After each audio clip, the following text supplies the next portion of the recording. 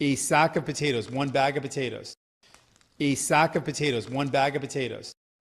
A sack of potatoes, 1 bag of potatoes. A sack of potatoes, 1 bag of potatoes. A sack of potatoes. And I am live. I just realized I was muted. No face cam for today because I look like a mess.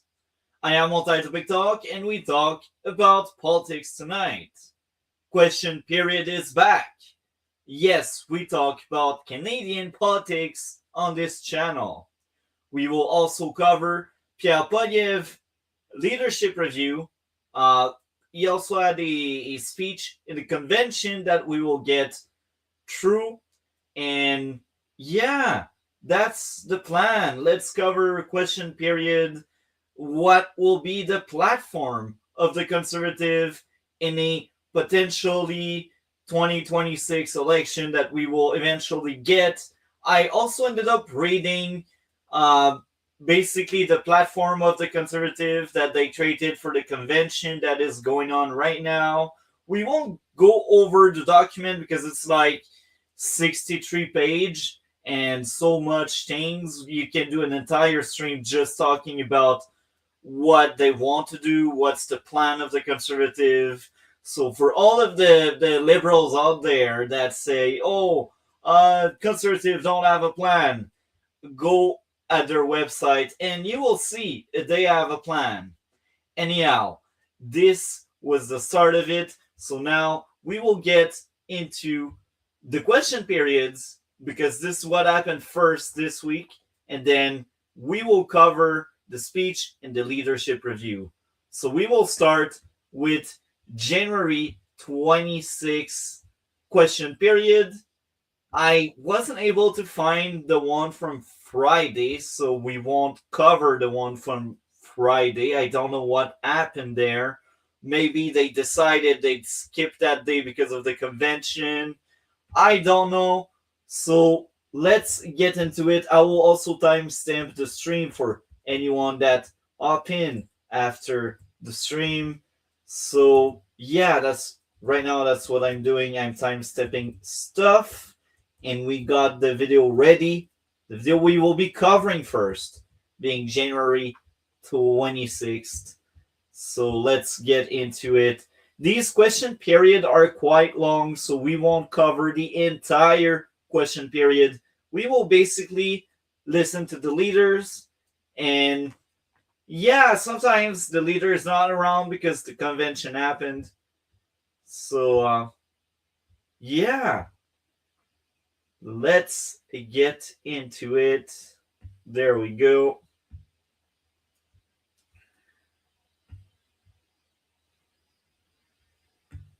Boom. The way to do it, because there's no face cam, we can actually maximize that. Boom. We will also enlarge everything, supersize everything, folks. So let's play this first question period. Let's get into it. Oral questions, questions orales. The Honourable Leader of the Opposition.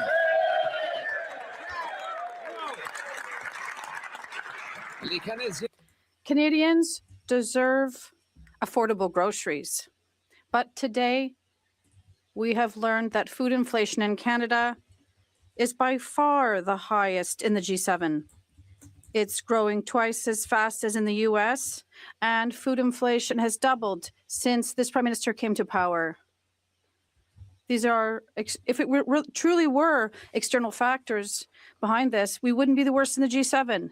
When will the Prime Minister reverse his deficit inflationary taxes so that Canadians can have affordable groceries? The Honourable Minister of Finance. Mr. Speaker, it's a pleasure to be back. And this Monday we have good news.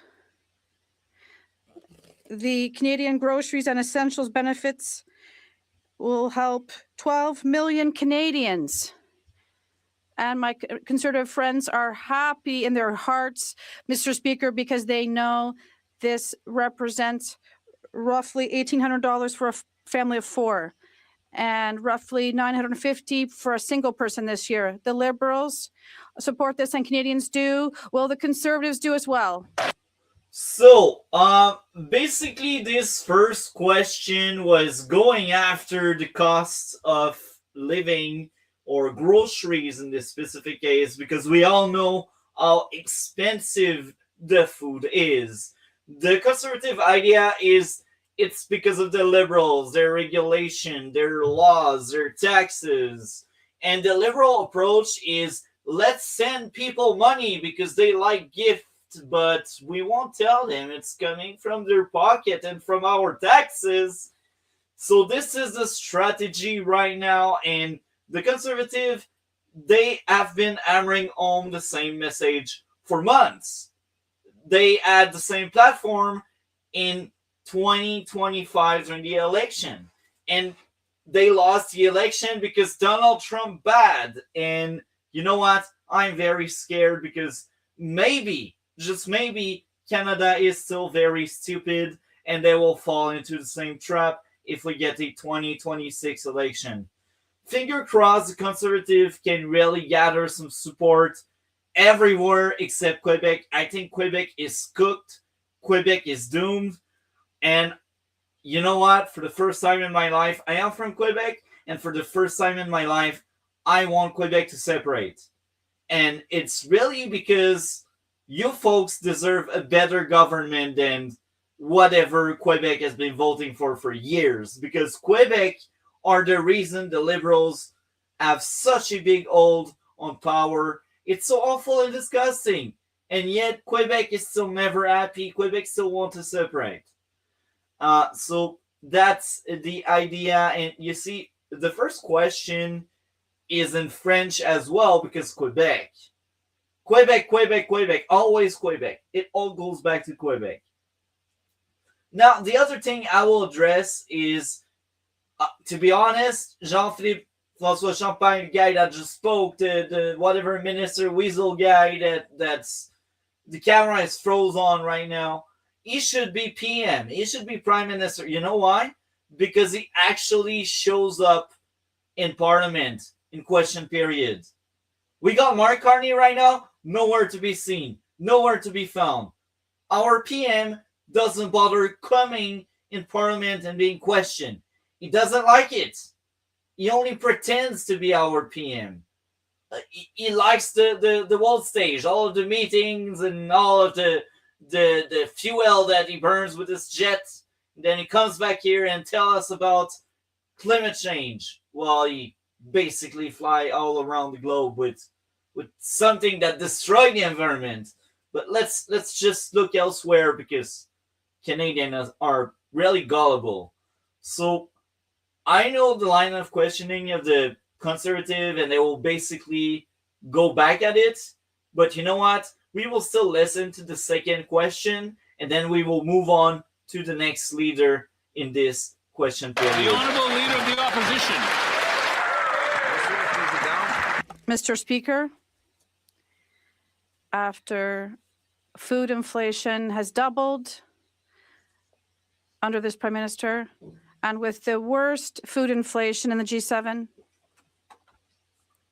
the checks that the Liberals are announcing today won't even pay for just one grocery shop.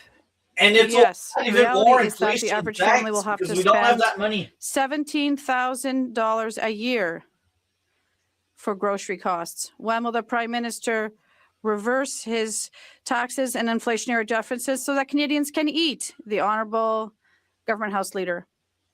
Mr. Speaker, first and above all, we would like to all express our solidarity with the Leader of the Opposition in this decisive week for him. I am certain he'll be able to convince a majority of his constituents to support his leadership. Second, we welcomed his openness with respect to the legislative measures before this House. And there is a bill That is the Prime Minister's plan for our economy to create jobs and opportunities in Canada. Can he give us a date when we'll be able to vote third reading of the Budget Implementation Act? Speaker, Canadians deserve affordable groceries, but under this Prime Minister's watch, food prices. So now they set up the narrative that the Conservative may end up saying, no, we don't want to support your plan to build Canada. And that's why he ended with, will the Conservatives support us? Because that's the platform of the Liberal. Conservative bad, and we are the solution, even if we were in power for 10 years and we didn't do anything. We are the solution. We are Liberals, right? Right? It drives me nuts. So that's the third question. We won't go into it because it will basically repeat what he said in French. And now we will move on to the next guy. And I will also say that Stephen McKinnon is also there in the House. So I want him to be PM, not Marxist Carney, because at least he's there. So now that's the Bloc. I can't believe what I'm saying. The Bloc is actually more impactful than the NDP. This is how bad Canadian politics are all now. Expecting this government and this House to support them. The honourable member for Saint-Jean. Mr. Speaker, Quebecers and French Canadians learned something new last Thursday. According to the Prime Minister, the Battle of the Plains of Abraham was not a conquest by the English, it was the beginning of a great partnership. According to him, the ancestors of Quebecers and English Canadians rose from the battlefield that morning and said to each other, guys, let's stop fighting, celebrate our differences, and build Canada. Mr. Speaker, if the Prime Minister wants to create some new heritage minutes, will he review his history rather than rewrite it? The Honourable Government House Leader.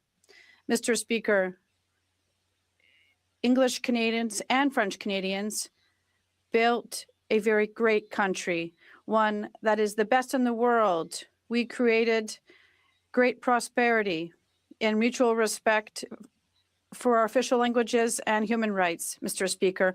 No one, not the Bloc, will minimize this accomplishment. Nevertheless, Mr. Speaker, we're going to continue to work with what concerns Quebecers, i.e. affordability, job creation, prosperity creation together, Mr. Speaker.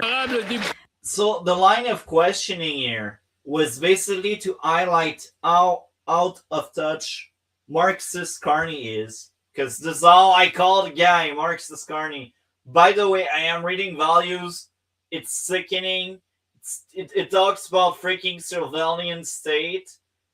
I can't believe we got that guy in power right now. Well, actually, it's Canada, and we are about to become China, 24th province. So maybe it all makes sense somewhere, sometime. Anyway, so the Bloc questioning is like, oh yeah, our PM is out of touch, and the Bloc, they know the Quebecers are Quebecers. They are people that are basically under English dominion, and we want to break away from that because Quebec should be a country. And that's the line of questioning there. It's really saying that PM doesn't understand Quebec. And you know what's funny? She's right.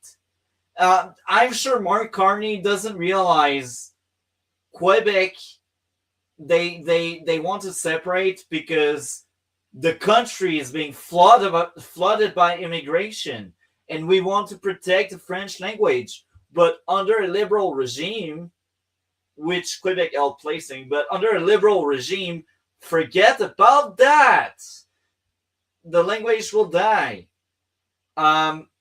So yeah, it's just fascinating. We live in a very weird moment where Quebec voted in a lot of liberals, yet they want a new referendum. And the last time we had a referendum, guess what? The liberals were in power back then. So I see history repeats itself. It's just fascinating. Let's do this. Let's separate Quebec. We will let Canada survive. Canada can live without us. I'm telling you, like, a lot of our debt is because of Quebec. Quebec is a welfare state. You don't want a welfare state in your big country. I predict that if Quebec becomes a country, eventually we will be annexed by freaking the USA, because we will run away from Canada. I'm telling you, it will happen eventually. But yeah, referendum, please.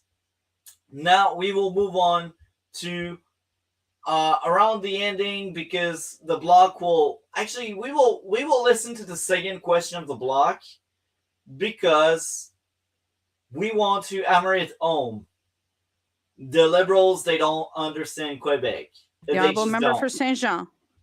Mr. Speaker, if you listen to the Prime Minister, when French was banned from being taught in the Maritimes, in Manitoba, in Saskatchewan, in Alberta, and in Ontario, it wasn't to erase us, no. It was to bring us together. When Quebecers were excluded from power and business, it was for their own good.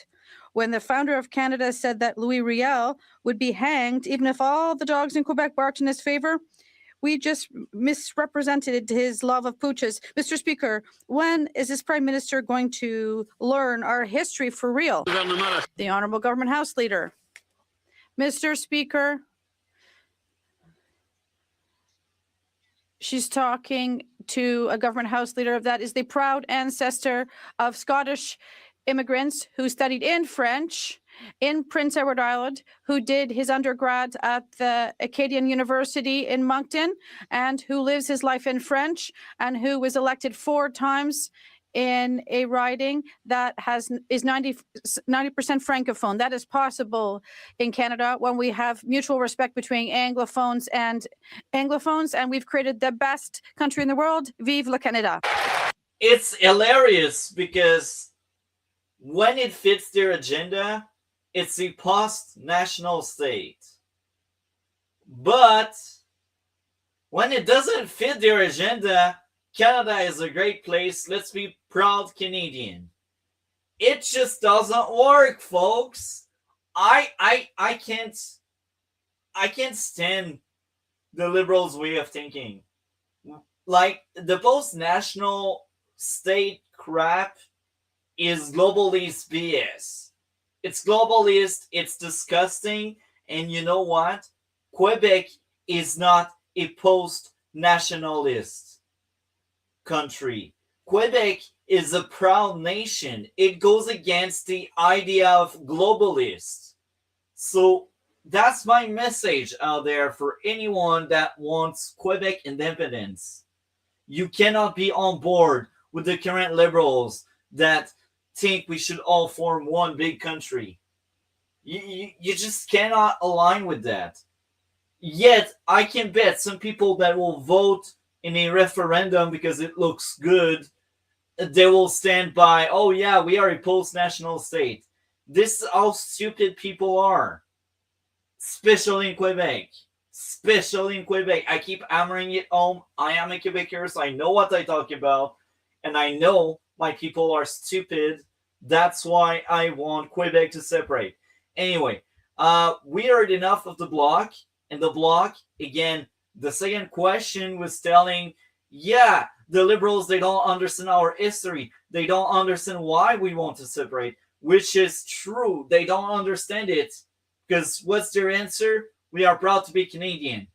You will just fuel the desire to separate by saying we are proud Canadian. Like, you tell that to a true person that believes in Quebec independence, and he's telling you, let's be proud Canadian. It's like showing a middle finger. It's like saying, F you. So this is what's going on. The Liberals are so out of touch. And I feel like they think they can get away with it because Quebec is so stupid. They elected 44 members of parliament that are Liberals, really. So I guess now we will move toward the that one is interesting. I think we will have a very unique one from the Conservative. If I'm right, it's about the housing crisis. So let's get into it. Pass these bills today. The honourable member for Mission Matchpoint Abbotsford. Mr. Speaker, extortion cases are exploding. Oh, no, It's a that's full-on extortion. crisis. In Surrey alone, police are responding to more than one case a day. Families and small businesses are terrified. Truckers are feeling the heat, and people feel abandoned by Justice Canada. After years of Liberal promises, the results speak for themselves. Crime is up and criminals walk free. Bill C5 and C75 strip mandatory minimums and entrench catch and release policies. When will this government work in good faith with the Conservatives to eliminate mandatory minimums for extortionists and repeal the catch and release laws that are hurting our country? The Honourable Minister of Justice. Mr. Speaker, it is easy to make mistakes when you read a question that was handed to you from your party's whip, rather than actually do research to understand the facts on the ground. If the honourable member actually surveyed the statistics on violent crime in Canada, he would see the last 2 years there has been a reduction of crime in this country. That's gaslighting and lies. Actually made it harder for someone to get bail if they were charged with offences touching on intimate partner violence, and made house arrest impossible for serious charges, including advocating genocide, torture, and murder. Mr. Speaker, we have put forward a plan that is going to treat violent repeat criminals with serious laws that help protect communities against crime. I hope the Conservatives. So, you know what? I was wrong. That was the justice system. So let's talk about that. What did they do, the Liberals, the so-called Liberals? So last fall, when the House came back from the vacation Carney decided to take, one of the first few bills they introduced was C9, which is a censorship law that would turn us into a communist crapple like the UK. That was one of the first justice bill they tried to pass through. And they did everything they could to force it down Canadian throats. It didn't work because the Conservatives were very efficient. They were very good at blocking that one. Eventually, these so-called Liberals, they realized, oh, our bail system doesn't work. Our current justice system is broken. And you know what? Instead of fixing it the way it should be fixed, let's add more bills on top of whatever is in place right now.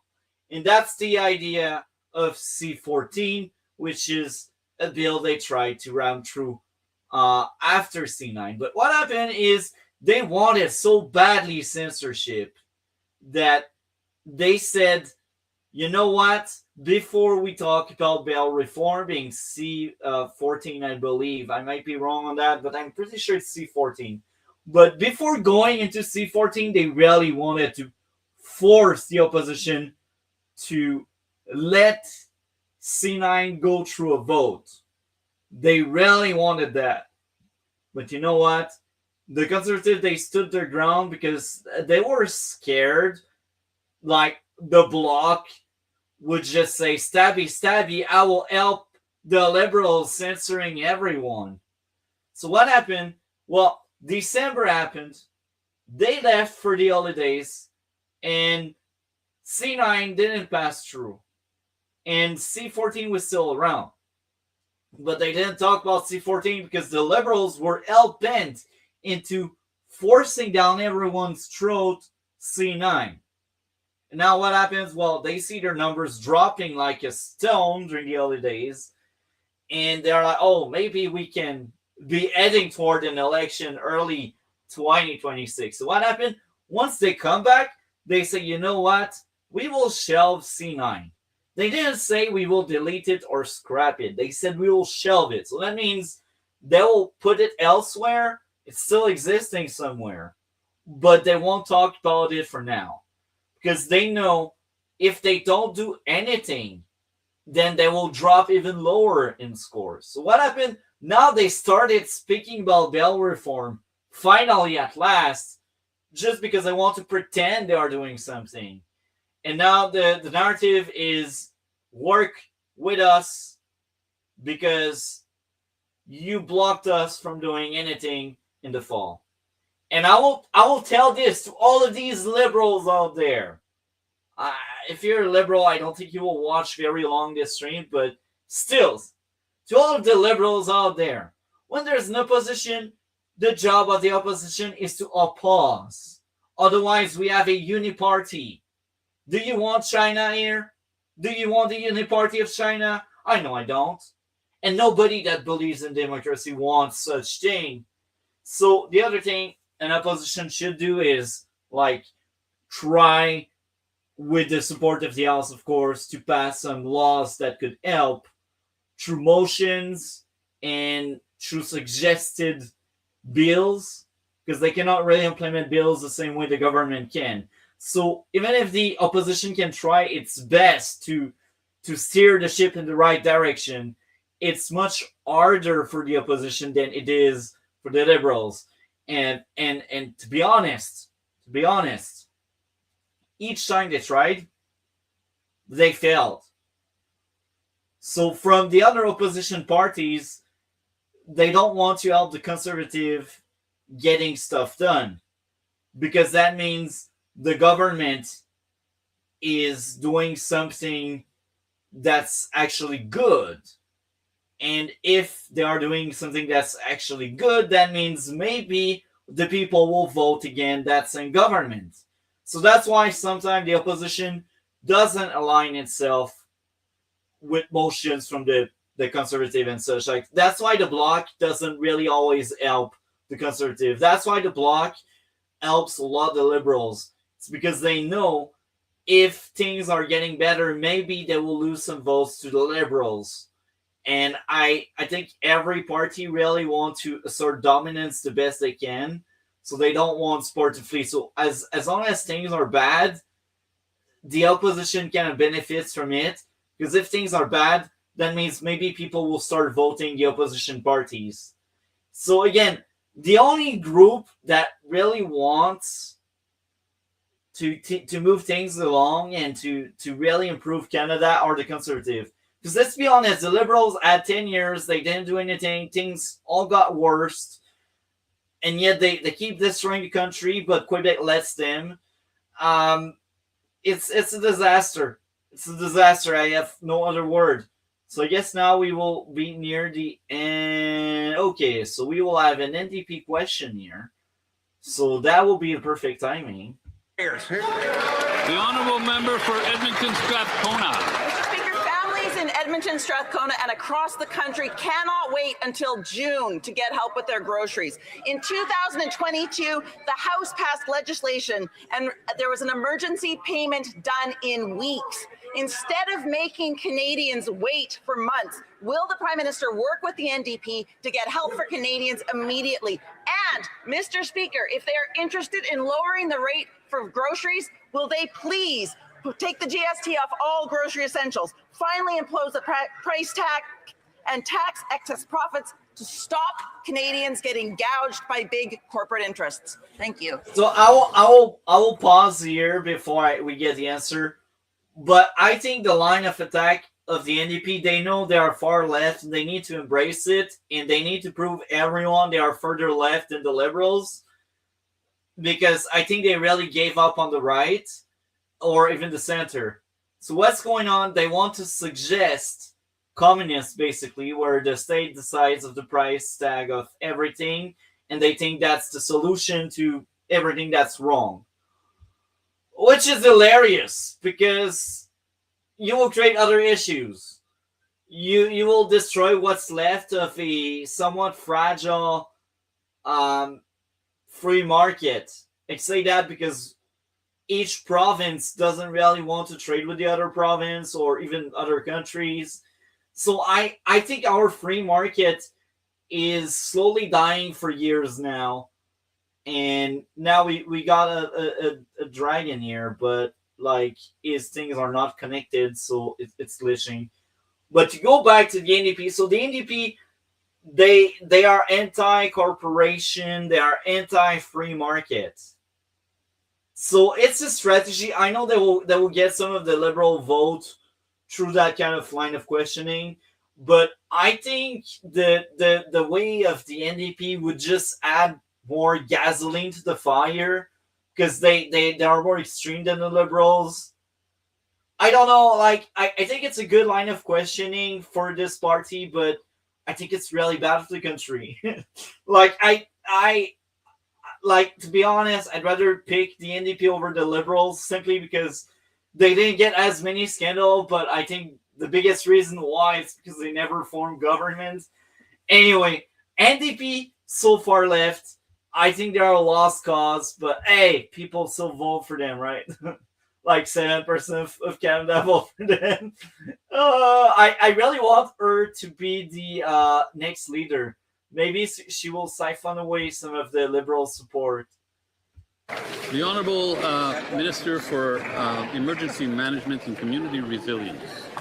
Mr. Speaker, this morning the Prime Minister introduced the new Canada Groceries and Essential Benefits. I look forward to... I will say two things. That lady is so boring. She doesn't know what she's always reading her paper, and it's like so less. It's like someone that didn't really do the homework to really learn the paper. And I just don't understand why someone would vote for it. Maybe that's other boomers are like, we like her because she's our age. I don't know. But now she's highlighting, oh, look, we are doing that rebate on food. That's good. We give free money to, like, the poorest. And it's a double-edged sword. You see, there's no free money like that. Not in the world. It doesn't exist. So that rebate they're talking about, we will pay it in the next budget. Canada will pay it. So they will increase the tax to actually place that rebate in place. And now we got a dragon coming in.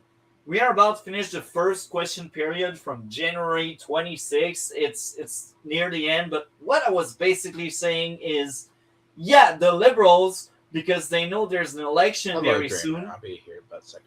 In 2026, because they know that. Because they know that they give free stuff. They give a rebate on food. And they don't say the truth. The truth is people will pay it through taxes, through inflation, through so many other means. So that Band-Aid is not the solution. Sorry, by the way, sorry, I got pre-booked from a stream that friend does, and it's a friend of... That discussion's pretty easy. I have the other videos, too, by the way. Perfect. So, Well, let me say this about... We have our own problem in the U.S. right now. God, Minnesota, kill me now. I should drag you into... join Canada. I've seen it. I'm like, no thanks. You don't want to look over the stuff over Minnesota? I don't want Minnesota, folks. We already got Quebec and BC. We don't need more leftists. By the way, have you heard the evolving narrative that people are trying to flip off? I've heard this from people. I need to send you the Dev video where Dev or some people were beginning to talk about that that they were actually trying to say Trump was trying to ruin Canada and get groups in there to... Did you hear this, Multi? Trump is trying to use subversive groups to infiltrate. I need to find that one video. It comes from a community. They're saying that Trump is intentionally trying to get British Columbia and all these other people to succeed. Anyways. That's weird. Now, it's American liberals, by the way. Dragon. Yes. Those who say British Columbia will join with the States, they don't understand Canada. I know. From the get-go, I will tell you this. So the map of Canada is... We got two provinces that are center-right or right. I won't say far-right because far-right doesn't really exist in Canada. And the two provinces are Alberta and Saskatchewan. So Alberta is more on the right, except when you go in the big cities like Calgary and Edmonton. These are like the big cities. So these cities will mostly be like Liberal and NDP. They're most likely like far left or center left. But when you go in Saskatchewan, it's more divided because there are more areas the Liberals and the NDP gather support there in Saskatchewan. But I'd say Saskatchewan is probably 60 to 70% conservative as well, and the other like 30 to 40 that's more progressive. Well, we know them, like they are progressive and they are the left. And when you go at most of the other province, so now we speak about Manitoba. I'd say it's probably 20 to 30% conservative. In the next election, they will need to win in that county a lot more than what they have right now. So that province is, I'd say, it's not quite far left, but it's like center left, but like a very solid center left. And then you got Quebec, that's far left. And you got British Columbia, that's the most polarizing province, but they're also very progressive. So like even the conservative in BC are quite special as well. So BC will never truly want to separate from Canada. Like there's no true desire, because BC, I think they, like overall through the years, they were like maybe 10 to 15% NDP.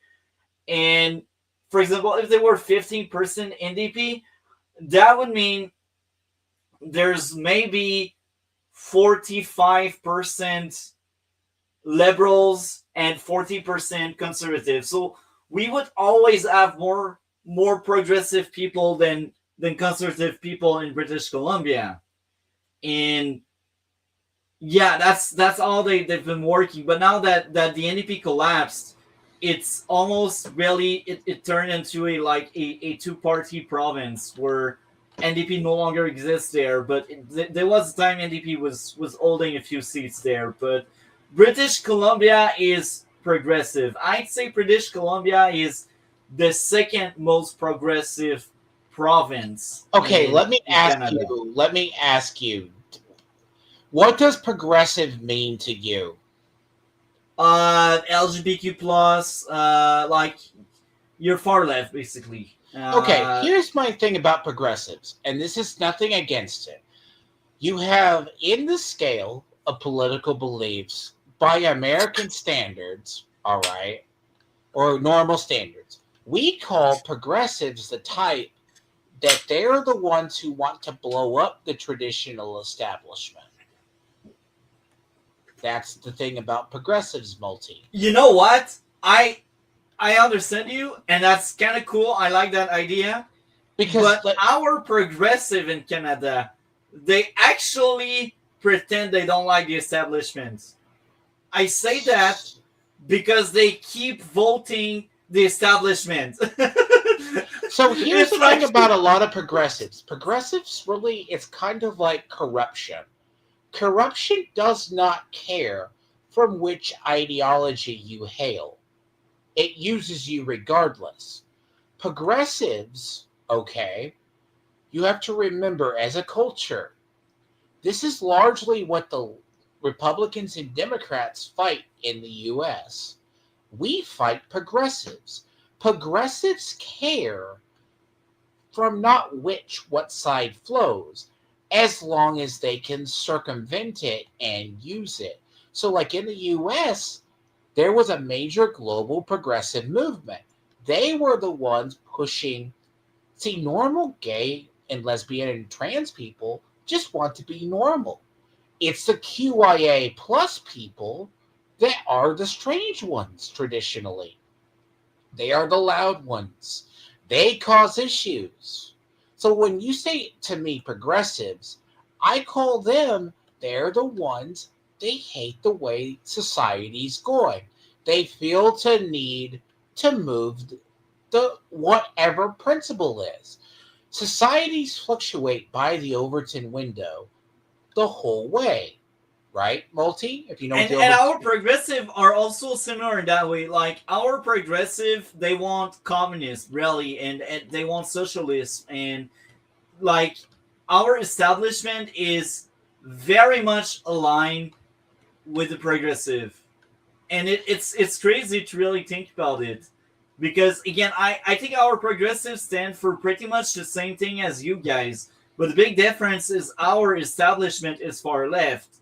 So they are not necessarily against the establishment. They just want like socialism. Really, that's one of the big factors of the far left here in Canada. But there's also the far left that's all about the environment, and these people are kind of sad. Uh, they are very sad because they don't realize if you live in a welfare state, you need money. And what's the best way to do money? Oil, minerals, and stuff you dig up. And yes, we have pollution, but it's freaking Canada. We don't open like coal mines every week. But hey, these people they just want windmill, even when there's snow that will block the windmill. And they think like every province could rely on hydro while Alberta is landlocked. So it's just crazy. The terrible part about usually progressives, like, so when I've called your NDP are like our baby socialists, all right? That's what they are. They're like us. And you missed everything it. Your you missed NDP has been doing. We've been dealing with Democrats doing that in the U.S. Dragon, shut up. You missed something important. So the NDP question we had a few seconds ago, the NDP was like, you should set a price on groceries. So they want by default to destroy any free market. They want the government to meddle in the price of food. This is how bad our NDP has become now. Do you understand what I'm trying to say, Dragon? It's like pure socialism. Yes, I do. Like, Multi. I hope they will never form government, really.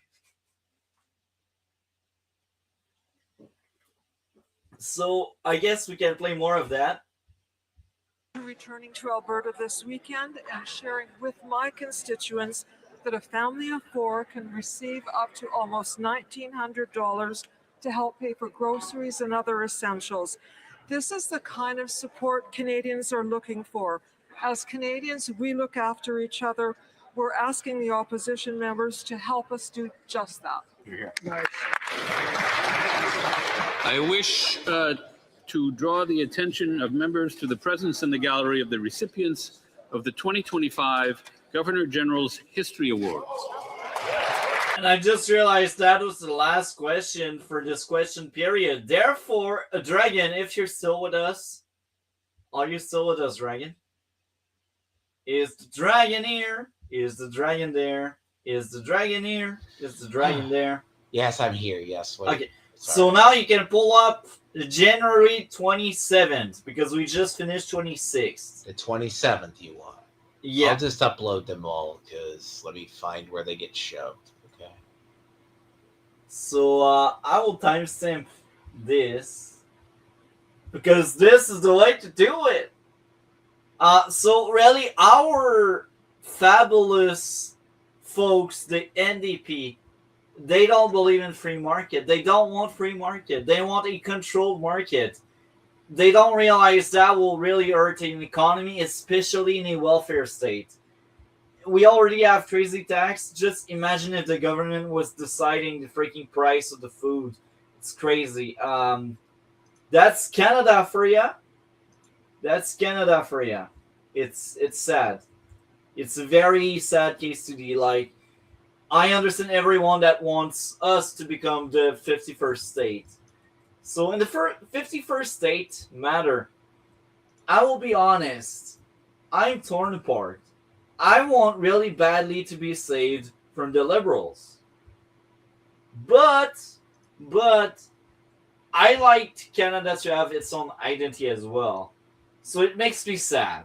And now you got it, so let's play it. This is January 27th. This was Tuesday, And for once, Marxist Carney decides we are worthy enough of his presence in the House. I'm glad. So let's get into it. Oral questions. Questions orales. The Honourable Leader of the Opposition.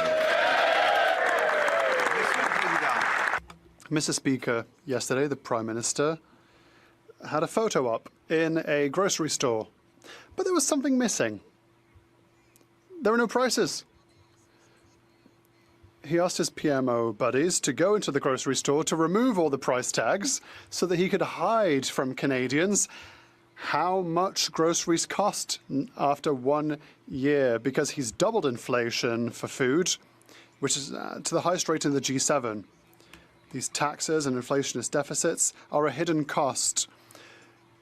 Instead of hiding costs, why not reduce costs?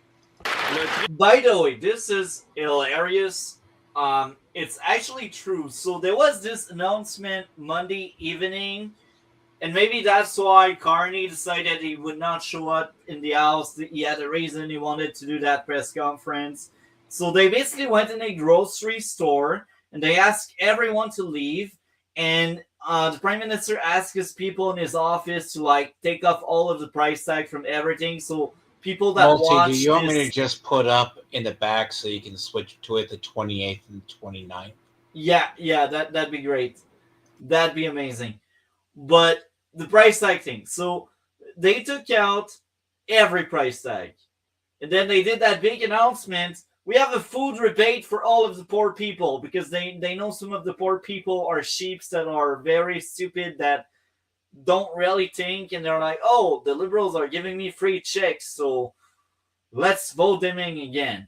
And it's kind of hilarious because 2023, we had the same kind of crap going on with Justin Trudeau. So, like, they always say, it's a new government, but yet they use the same strategy, and it's kind of worse this time around because nobody was in the grocery store and they actually took out the price tags.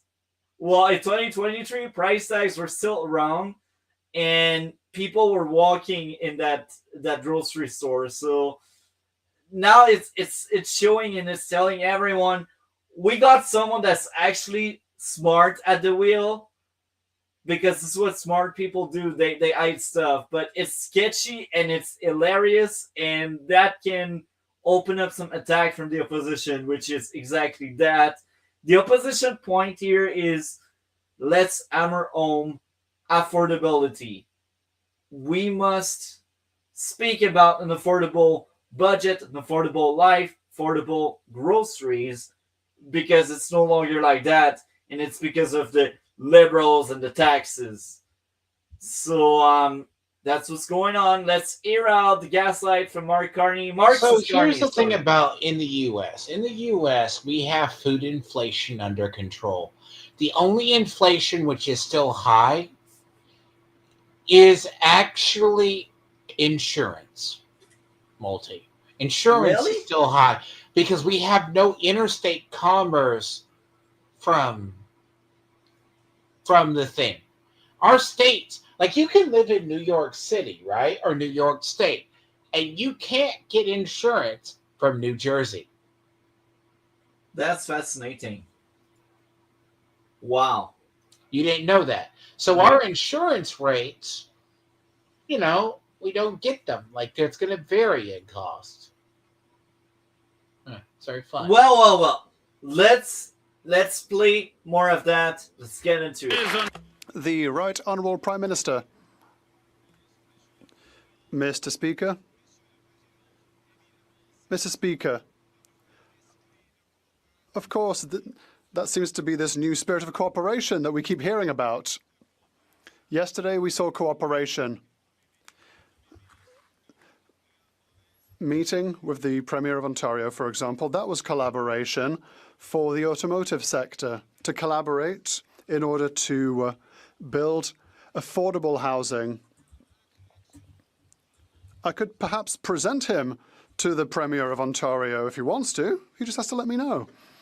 Leader of the Opposition.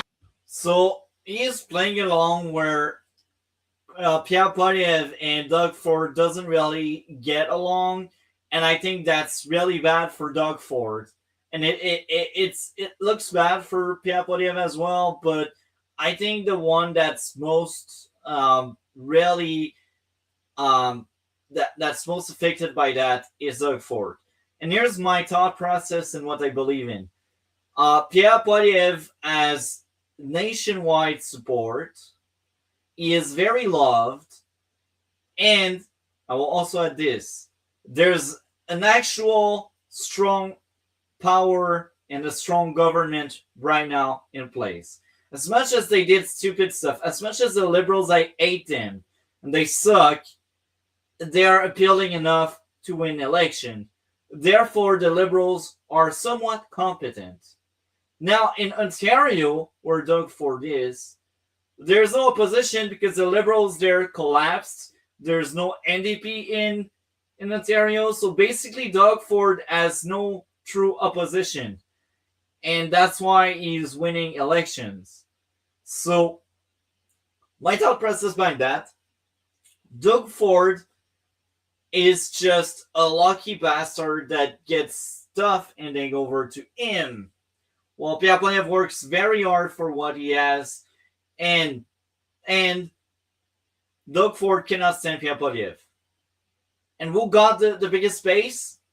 Pierre Poilievre. So that goes back to my thought process. I think that really bad relationship they have is really harmful to Doug Ford.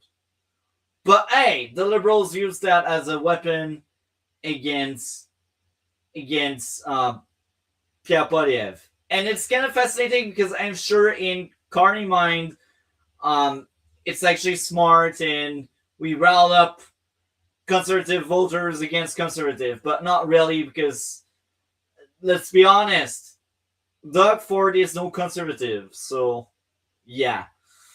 I guess I'll play more of that. Let's do this. Bel exemple. Well, that's a great example of this Prime Minister. It's all illusions.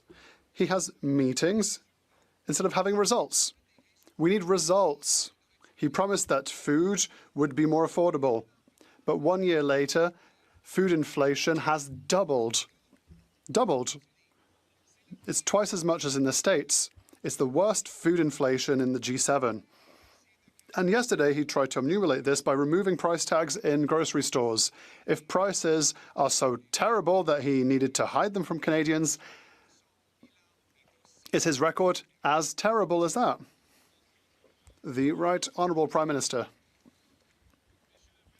Mr. Speaker, over the last few months, the government has done a lot. We are working to make the school food program permanent. Second of all, we have reduced taxes for 22 million Canadians. But you increased it somewhere else. We created a new benefit that will increase the amount of money in the pockets of families, up to $1,800 a year. Mr. Speaker, yesterday the Prime Minister held a photo op at a grocery store in front of food, but there was just one thing missing. The price tags. He had ordered his PMO staff to literally show up early at the grocery store and remove the price tags. They're back up today. We went and checked, and they're really high. In fact, grocery prices are rising faster in Canada than in any other G7 country, twice as fast as in the States, twice as fast as when he took office. Mr. Speaker, the hidden costs that this Prime Minister imposes on inflation will not go away because he tries to take down the price tag. Why won't he take down the price? The Right Honourable Prime Minister. Mr. Speaker, yesterday, before I had lunch with the Premier of Ontario, I had a long meeting with the Premier of Ontario. I would like to introduce the Leader of the Opposition to the Premier of Ontario so we can learn something about cooperation on housing, cooperation on building the best auto sector in the world. I think it's just fascinating. We spoke about food, but it brings back housing. You know what's going on? Almost a full year of liberals, they didn't help housing at all. You know why? The guy in charge of that file is a rich oligarch that has a bunch of houses. So if you fix the housing market, maybe you won't make as much money. This is the kind of corruption Canada is dealing with under a liberal regime. It's disgusting. It's sickening. Welcome to Canada. We love Canada, right? We do. Cooperation on good jobs for Ontarians and Canadians. Cooperations on rising wages, which have risen faster than inflation every single month. That's gaslight and lies. It is not true. Our economy is down the gutter. Speaker, if Canadians could eat the Prime Minister's photo op, there wouldn't be an empty stomach in the country. He's had lots of meetings. He's had signing ceremonies. He's had grand announcements and new bureaucracies. But what he hasn't delivered is real results. His biggest promise was that he was going to make food prices affordable. Since that time, food inflation has doubled, the worst in the G7. It's the result of his hidden taxes, the inflation tax from his deficits, the fuel taxes on farmers, fertilizers, and farm equipment. Why won't he, instead of trying to hide the price tag, why won't he get rid of the cost? The Right Honourable Prime Minister. Mr. Speaker, here's something we don't hide. Here's something we're proud of. Over 140,000 new jobs net created since the summer. More than the United States. By the way, I don't know how accurate this number is. I think lots of it is part-time and they're no longer available. And the other thing they don't say, because that would look terribly bad, and I didn't research that, by the end of the summer, we lost 100,000 jobs. And that's full-time jobs. So even if we get like whatever the number Carney is telling us, the number Carney is telling us is about part-time. And what do people need? Full-time. So we lost probably as many full-time jobs than there were gains in terms of part-time. It's just, we are bleeding. Our marketplace, our job market is destroying itself apart. And parts of why it's like that? Well, the foreign worker permits, they are handed over like candies because it's Canada and we want more immigrants than we want Canadians, because it's easier to have people with low expectation for standard of living than people that actually live in a free country or what they believe is a free country. So let's finish up the gaslight and the lies from Marxist Carney. Here's something else. Wages rising every single month of this government faster than the rate of inflation. Here's something else. We cut taxes for 22 million Canadians. We put in place a national food program for 400,000 kids, making it permanent. Yesterday, we announced a benefit for 12 million Canadians. More tax? So really the selling point of these so-called liberals is how much they can tax you. It's fascinating. Mr. Speaker. I don't know if that was blocked. That was asking him a question. Is it blocked? I assume the Prime Minister meant that the Premier of Nunavut was in the area, not in the House. Is it the block? One thing we've done in 6 months is agree on great... Mr. Speaker, Canadians have never No, that was still Poilievre. So we already enough of Poilievre. I want to hear about the block. The block is speaking. Thank you, Mr. Speaker. I would like to wish you the best for 2026. My best wishes for everyone as well. But I have certain concerns, very tangible concerns for Quebec businesses and Canadian businesses and for jobs in Quebec and Canada. A speech doesn't generate money. It doesn't generate jobs. It doesn't protect jobs. So I understand that there are no negotiations on trade with the Americans, and there hasn't been any movement on tariffs, while President Trump is stirring up the worst of concerns. Can the Prime Minister guarantee that there are normal negotiations and cordial negotiations with Washington, D.C.? The Right Honourable Prime Minister. Mr. Speaker, the world has changed. Washington has changed. There's nearly nothing normal in the US now, and that's the truth. We are still having continued discussions with our American partners. I had a 30-minute conversation with the President of the United States yesterday evening, and I had discussions about trade with him. The Honourable Member for Bailey-Chambly. So I'll pause here and I will explain the angle of attack right now. So I think the bloc want to align itself with a better relationship with the USA because they are realists and they realize as well that we are neighbors and a lot of our job market depends on having a good relationship with the USA. So the angle is, are the Liberals trying to give us that good relationship we need for a flourishing economy?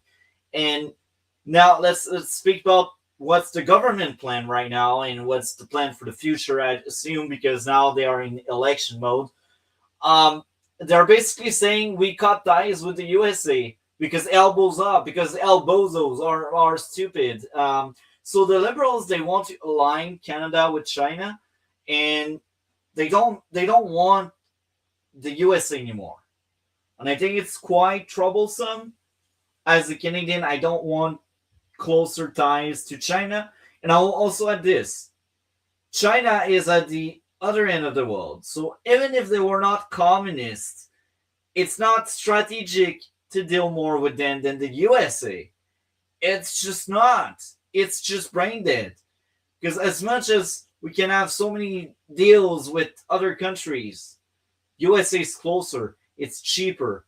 Despite the tariffs, despite all of the bad blood between the USA and Canada, if you want to ship in China, you need a boat, you need a plane. If you want to ship in the USA, all you need is a good truck. That's all you need. So for all of the people that are sort of disconnected of true marketplace and true trades, come back to reality and accept the fact that, yes, Donald Trump is bad, but the USA should remain our biggest partner. Should we rely on them? To be honest, we need options.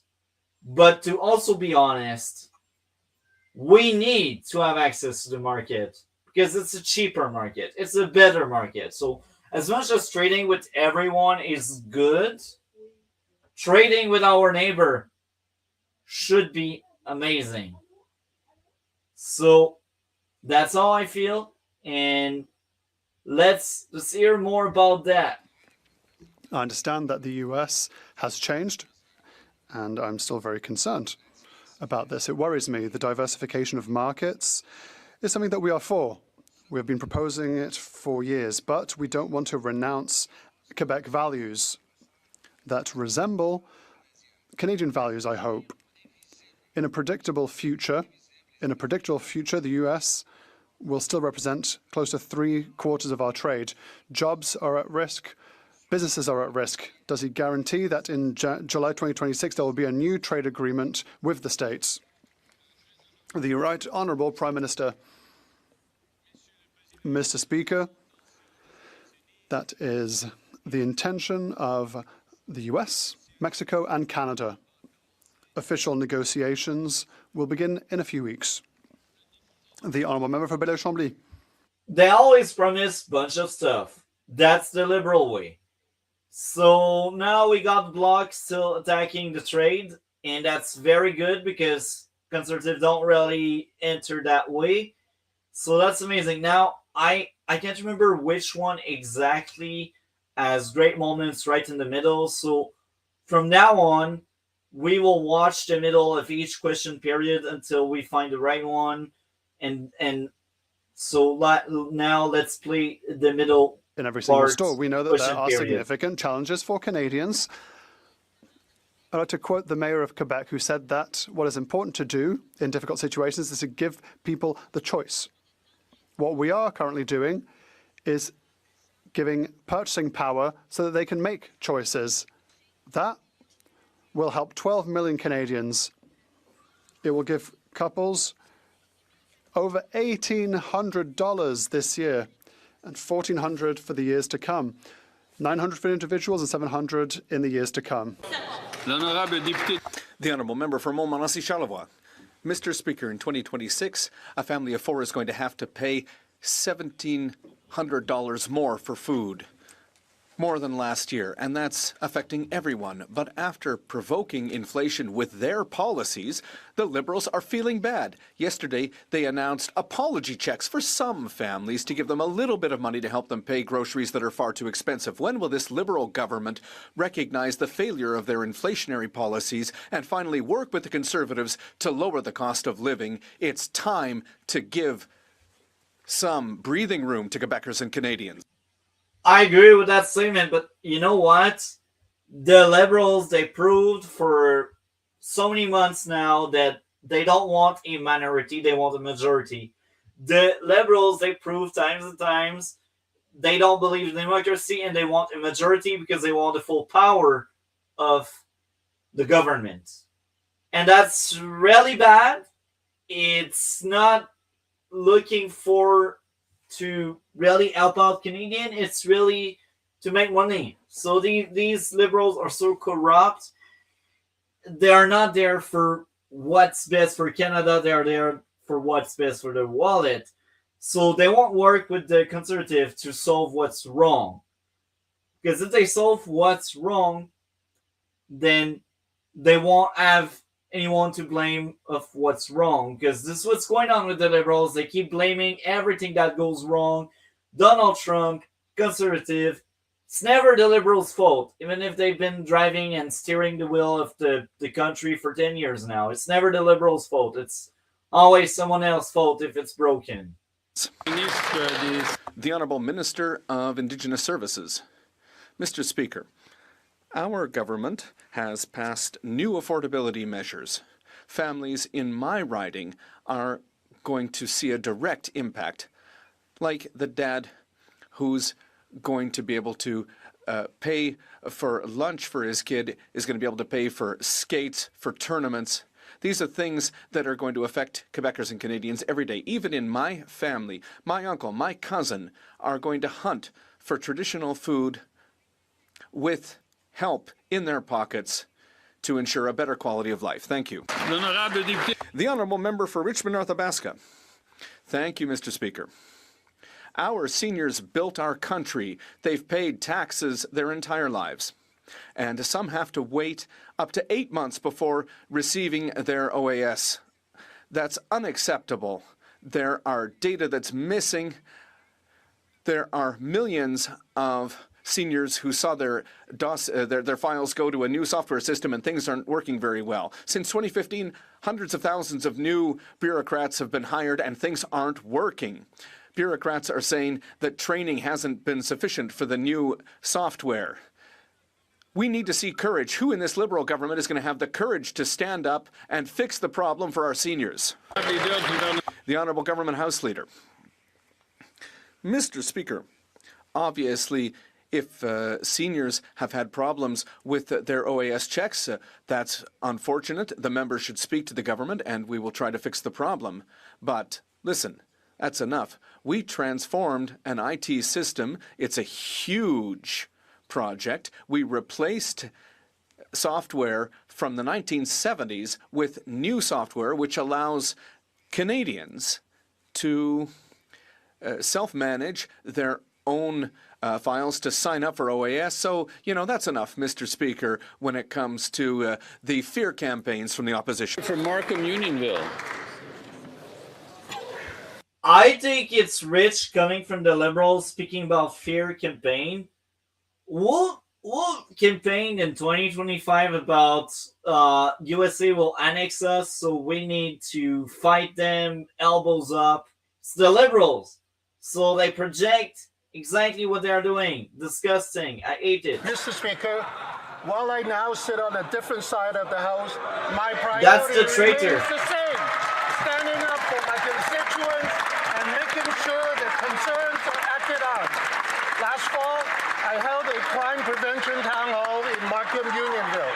What I heard clearly and repeatedly was concern about auto thefts and home invasions and the impact Yet these you joined a crimes party have on that didn't families' do sense anything of about safety. that. Mr. Speaker, can the minister outline how Canada's new government is strengthening public safety and ensuring... By the way, there are still people that protest him, that want him to resign. Even if it's been a month he crossed the floor, people are still angry with him.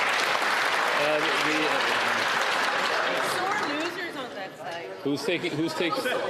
Yeah. Okay. It's so disgusting. She said sore loser on the other side. Are you kidding me? Are you kidding me? Are you kidding me? It's like insulting the democratic process.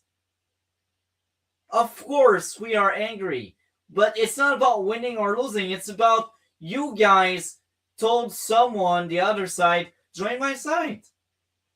It's not democratic, but hey, tell the other side is so loser. Sure, ladies, sure. Hopefully, someone recognize their voice and won't vote for the future. Disgusting. I want to welcome my colleague to the government benches where he's already making a real impact, Mr. Speaker. In 2024, we had an auto theft summit and created a plan, Mr. Speaker. That's right. And thanks to the dedication of law enforcement across this country and focused federal action, we are seeing a downward trend on auto thefts across this That's country. a lie. But on top of that, That's Mr. Speaker, a we've freaking lie. presented a bail and sentencing reform, which is going to make people who... It's funny, they speak about bail and sentencing reform, yet they wasted like the entire fall into trying to push for censorship. So if they didn't do that, maybe we would already have gotten some weak, bad bail reform from the Liberals. I don't know. Commit auto theft or home invasions face serious jail time, Mr. Speaker. Right. This is serious leadership for a serious matter, Mr. Speaker. The honourable member for New-Tecumseh, Gwillimbury. Mr. Speaker, just last week, the Prime Minister stood at a podium in Davos in a room full of billionaires and global elites and lectured the world about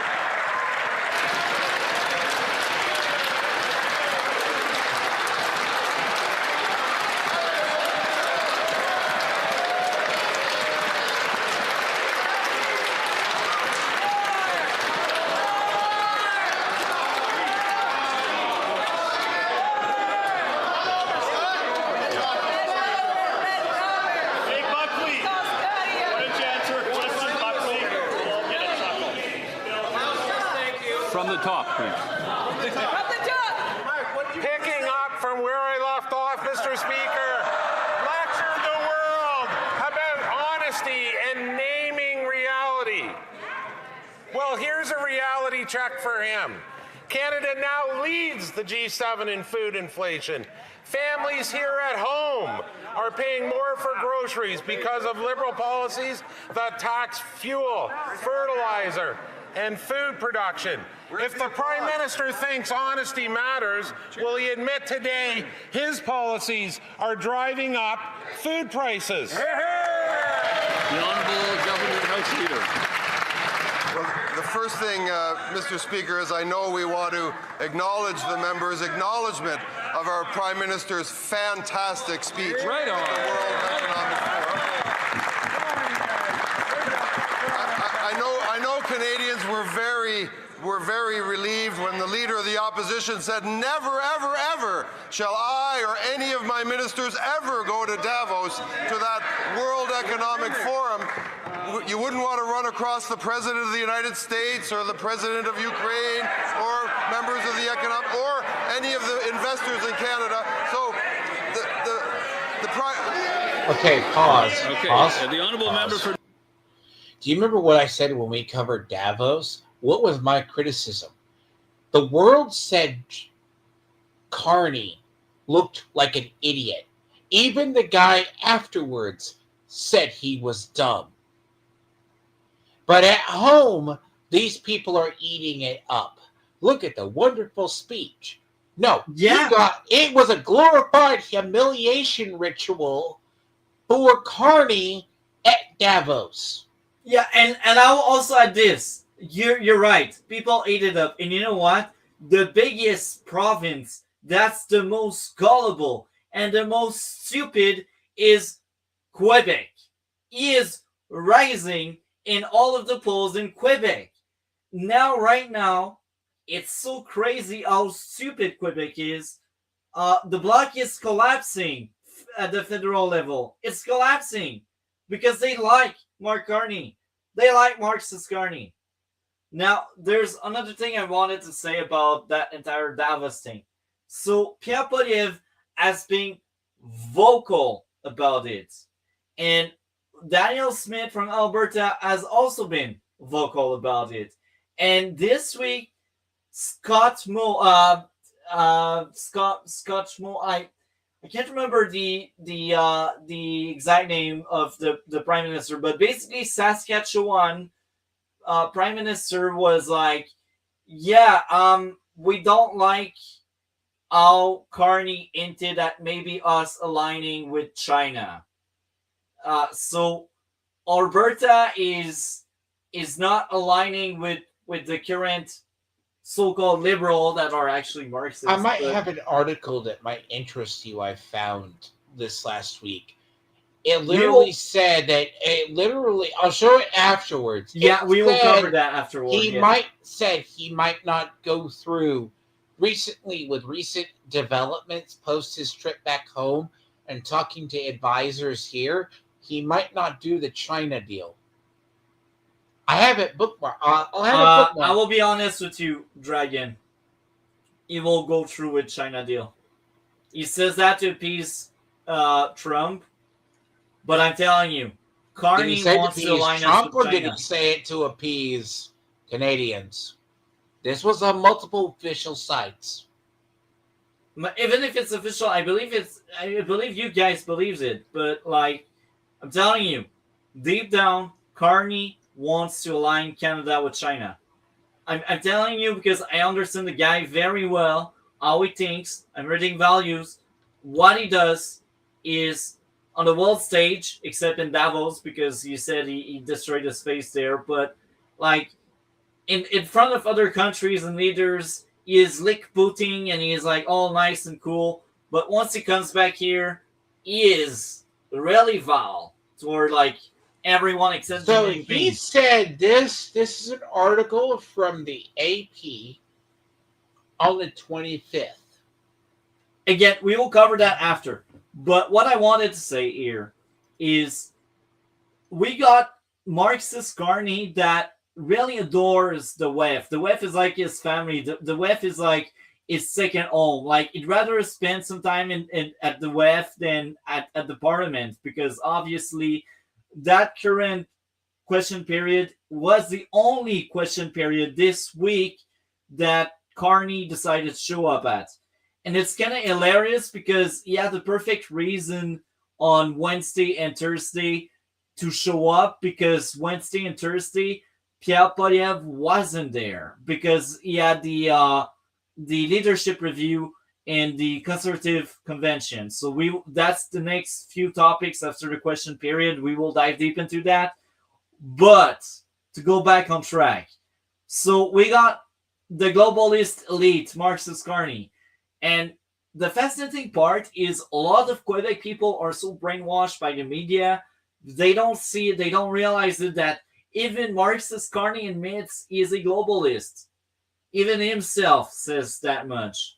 But yeah, they will agree with you and say, no, he's not like that. He's pro-Canada. Like, they will take in whatever the information fits their imaginary world they have in their head.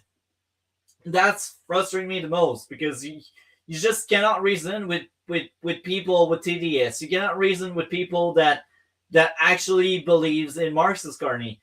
They are so NPCs. Like, it's fascinating. But to go back on track, Pierre Poilievre is against the WEF. He is against globalist stuff. And in his big platform for the future of the party, if he remains as leader, is to remove us from the World Health Organization, a little bit like you guys, because they're like, it goes against sovereignty, it goes against democracy, because that's not an elected body. And I fully agree with that kind of stuff. But then how the far left frames it is, oh, look, he's doing like Trump. Folks, stop with the TDS, please.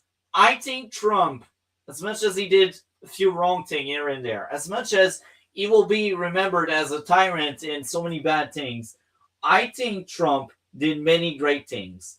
And I am against the World Organization crap. I despise that thing. And I think anyone that's pro-democracy, anyone that likes to elect the people with power, they should rile up against that organization. And I don't care. I feel like it should be a non-partisan issue. If you value electing people, you shouldn't value an organization that has no elected member that can pressure government into doing stuff. I said my piece. I said what I believe.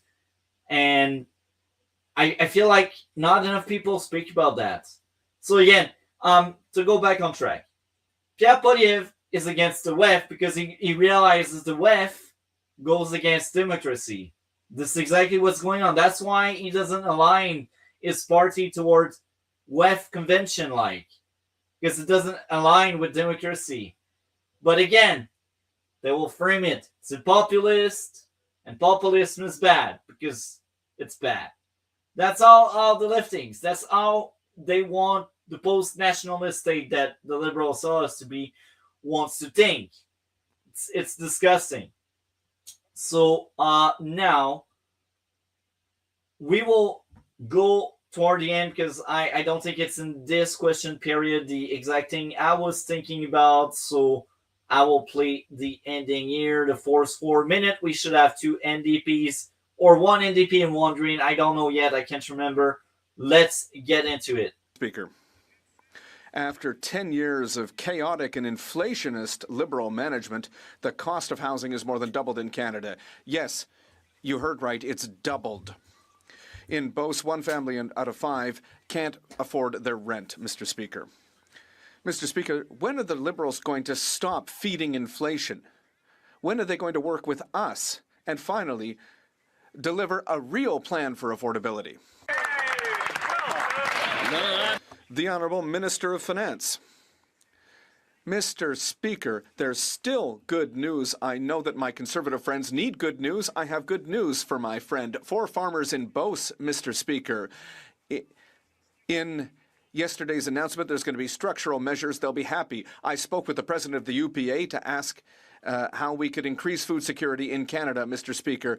We're going to work with our farmers. We're going to work with people in the agriculture sector. We're going to work with distributors. We're going to ensure that we have food security across the country, and it's going to mean good news for people in Beauce. The honourable member for Vancouver Kingsway. Mr. Speaker, New Democrats just returned from Rankin Inlet, where we witnessed the challenges facing Canadians in the north. We heard stories of 12, 15, 17 people living in a 2-bedroom home, of folks on housing wait lists for decades, of extreme food prices from $15 for onions to $28 for orange juice, where there is no hospital, not enough jobs, and unreliable internet. People are experiencing similar issues in communities across Canada. When is this government going to take real action to address them? Here, here. Excellent question. The Honourable Minister for Northern and Arctic Affairs. Thank you, Mr. Speaker. Canadians living across the country are going to be benefiting from our new Canada Groceries and Essential Benefit. This includes people in Northern and Arctic Canada. This means a family of 4 will receive $1,890 this year. This is significant in the North. This is in addition to increases in the child tax benefit. It's an increase to the National School Food Program, $10 a day daycare. We're taking steps to reduce the cost of living in the North, and we'll continue to work with Northerners to do so. The honourable member for Nunavut. Nunavut are seeking reassurances from this government. Nunavut deserve to know how they will be engaged in keeping the Arctic secure. They deserve to be protected and to participate in their own safety. Inuit have the expertise, knowledge, and skills to do so. The federal government creates too many barriers, like not investing in housing and not feeding families, keeping them in poverty. Will the Liberals invest in the people of the Arctic so Inuit too can keep the Arctic secure? Here, here. The Honourable Minister of National Defence. Mr. Speaker, we are working together with our colleagues in the Arctic. We're working together. I had the chance to meet with the Premier of Nunavut just this morning. We're discussing a holistic approach to how we're going to invest in terms of defence, our capacities. Obviously, operational needs will be important, but so will dual-use and multi-use investments as we go forward. So these are the kinds of details we're working out. I would appreciate the members' thoughtful, practical suggestions to get it right. I wish to draw the attention of members to the presence in the gallery of the Honourable Lois Thompson, Premier of Prince Edward Island.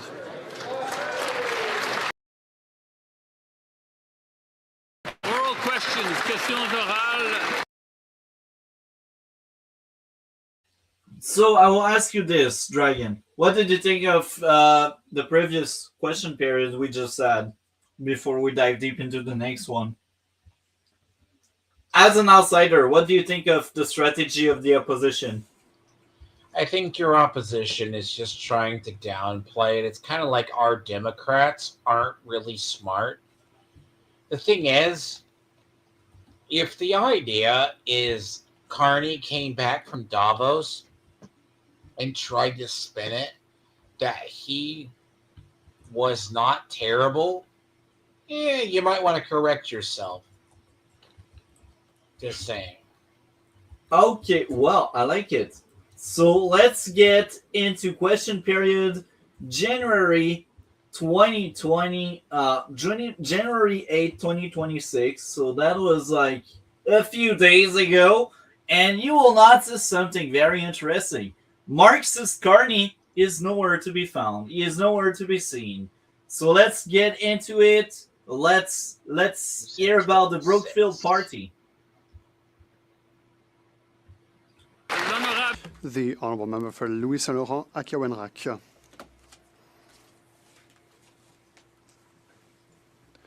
Mr. Speaker, the primary concern for all Canadian families is the cost of groceries, Mr. Speaker. Unfortunately, food inflation is hitting hard. By the way, I didn't cover the 29th yet, so bring back the 29th. Right now it's 28. So I will also address that.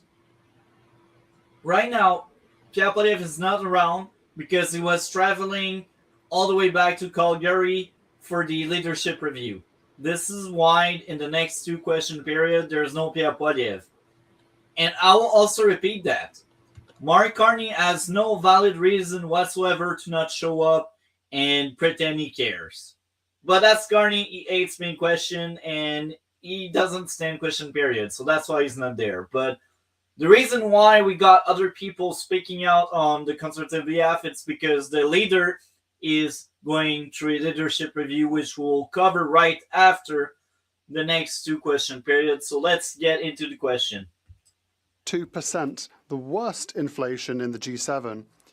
And one of the factors is the Liberal fuel tax, which costs families up to $1,000 according to the PBO. We Conservatives want to help families, want to work with the government. Is the government ready to abolish this Liberal tax to allow Canadian families to breathe? The Honourable Minister for Finance. Mr. Speaker, I'd like to thank my colleague for his question. We know that the Conservatives are allergic to good news. But let me remind them what we announced on Monday. On top of the new benefit for groceries and essential goods, $500 million for the Strategic Response Fund to help the country's logistics. We want to be able to grow more in Canada, more funding for food banks, a national strategy for food, better labelling laws. I hope the Conservatives will help us and unite with us on this matter. The Honourable Member for Louis Saint Laurent. Mr. Speaker, the issue is that the Minister is strong in rhetoric but not in results. 2 years ago, he was proud of assembling groceries, and what happened since? The worst food inflation in the G7. What he does doesn't work. That's why 2.2 million Canadians have to go to food banks. In Neuchâtel, on Boulevard Bastien, Amélie and Frédéric, there's been a 31% increase in food bank use. We need to directly help families. A good way to do that is by abolishing the Liberal gas tax. And I'll also add this. It's like you're bleeding out, and instead of doing a proper bandage to really stop the bleeding, you place a Band-Aid. And then you say, you know what? That's enough. No, it's not. That's why 3 years ago they did that, and now they're doing it again. It's because they don't really solve what's bleeding. They don't really patch up the issue. They don't really close up the hole. They just let it bleed out because this is the Liberal way. Make sure people cannot prosper under their watch. Now, the other thing is this guy will speak a lot because he's most likely from Quebec, first of all. And second, he is one of the few MPs that actually speaks French. And I believe that's why he gets so much time. And we also have Gabriel Hardy at some point. I don't know if it has already passed, but that's a guy that's baldy with glasses. He's also from Quebec. So I feel like once Pierre Poilievre is not around, they are very smart at using Quebec MPs so they can speak in French for all of these Quebecers that don't give a crap about English. That's actually really good. They will never win over Quebec because we are the most progressive and stupid, gullible people. But hey, they can try to at least maintain the seats they have. Let's praise the Conservative for trying. Will they do it for the good of all Canadians? The Honourable Minister for Finance. Mr. Speaker, my colleague is known for his rhetoric, but on this side of the House, we're known for action. Not really, on folks. Monday, Not really. What we announced, Mr. Speaker, was a new benefit for groceries and essential goods. The Conservatives can laugh as much as they want, but 12 million Canadians will benefit at the end of the month because Canadian families, Mr. Speaker, expect responsible action in this House. Will the Conservatives rise to the challenge, and will they support the government to help Canadians? The Honourable Member for Edmonton Gateway. Mr. Speaker, Canada now has the worst record of food inflation in the entire G7, with grocery prices up 6%. That's an extra $1,000 per average family in Canada to buy groceries, and costs have doubled since this Prime Minister has taken office. That's twice the rate of food inflation than the United States, and over 2 million Canadians a month are having to go to food banks. But the Liberals continue to pile on with the cost with their industrial carbon tax and the fuel standard tax. When will they finally deliver real and permanent relief for Canadian families? The Honourable Minister of Environment, Climate Change and Nature. Mr. Speaker, you might want to know that the member for Battle River Crowfoot represents the second largest canola producing riding in all of Alberta. The Advanced Biofuels Association of Canada says that the clean fuel regulations will create or preserve the average farm revenue by $60,000. That is money in the pockets of farmers in the member for Battle River Crowfoot's ridings. Why is he not standing up for the farmers in his ridings? Because we are. Well, by the way, she was referring to Pierre Poilievre riding right now. And it's kind of funny because the Liberals, they really believe they have a chance at winning some seats in Alberta. Let me laugh. I will die from laughing, you know? Alberta is the most conservative. It's the most right-leaning province in Canada. And the way they've been treated by the Liberals is you are guys traitors because you want to leave, but still give us your checks that you do give us. Because what's going on, because Alberta is a rich province in terms of standard of living and in terms of resources like oil, minerals, well, they do what we call equalization payment, which is ridiculous and disgusting. So that means they need to pay up for other province because they got resources. And that's a lot of money that goes out to these equalization payments. And basically it's like every province give a percent based on how much minerals they have, how much oil they have, and they all put all of that money all together in one bucket, and then they redistribute, starting with Ontario and Quebec. They are the ones that benefits the most because they are the biggest province, and then they give scrap to the rest of the country. So it's basically reinforcing the economy of two provinces, but it still give away like a bit of money. So like if you're in New Brunswick or Manitoba, or you're in Newfoundland, one of these, maybe you will get a little bit of equalization payment, but you will never get as much as what Quebec or Ontario are getting. And the most frustrating part is Alberta is giving away more equalization payment than they receive. So basically they're bleeding money. They're the one that have their house in order, but yet they pay for everyone else. And it's frustrating, you know. But you know what's frustrating? A liberal government that don't want you to use your oil. Like the reason why you pay so much equalization payments, it's because you got oil, but you can't use your oil because the liberals know better. This is why Alberta wants to separate. And to have a liberal that strongly believe that they can win some seats in Alberta is hilarious. It shows how disconnected from reality they are. They will brag about like climate change all day. That will never fix the separation issue. It won't. Now, to get back to our question, why is Pierre Poilievre not there? Well, he was flying to the Conservative convention. That's why you won't see him in the next two question period. We are covering this one and the next one. It's because he's doing his job as the opposition leader that's under scrutiny right now to see whether he is worthy or not to remain the leader of the Conservative Party. That's what's going on. That's why Pierre Poilievre is not in the House. And again, I will reinforce that. Marxist Carney is not in the House because Marxist Carney doesn't care. And Pierre Poilievre is not in the House because he has other tasks that his job warrants him to do, or his job is asking him to do. So let's play. I guess now the block will be soon.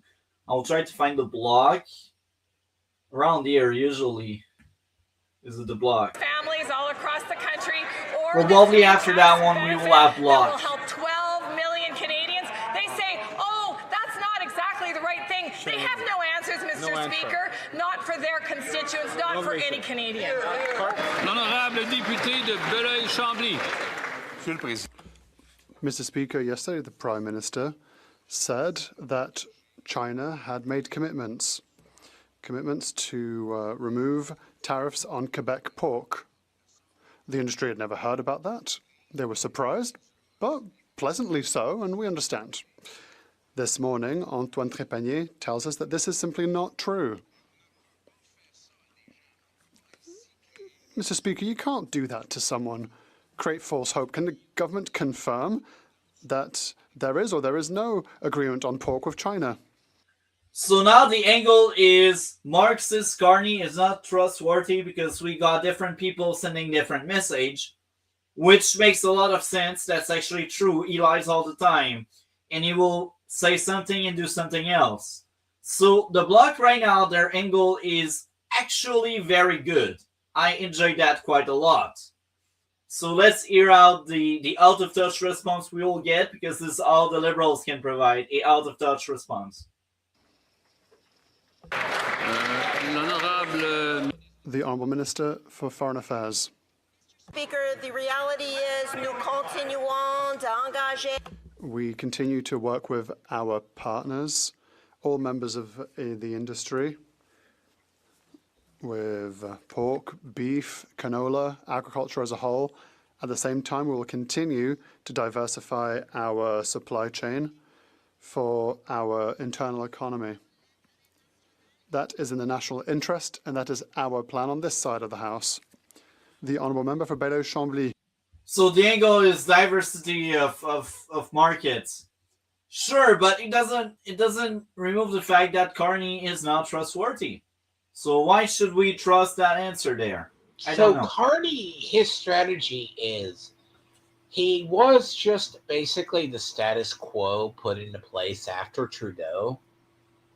The problem is you can say all you want about Poilievre. Poilievre, like the guy, oh, have you seen him talk about Trump? It's very firm. Canada has a lot of TDS. There's a lot of people in America, especially with Minnesota, they're very anti-Trump, or they're showing their TDS. But it's a small section of the country. But it's a loud enough section. It could influence people or votes. The problem with Carney, when Carney goes abroad, like he went to Davos, he got made fun of by all the world leaders. So much so, the only country who's willing to give him a deal is China. And that's from you, a American person And that here's sees. the funny Wait, thing. let me finish. Yes. So you have an outsider perspective.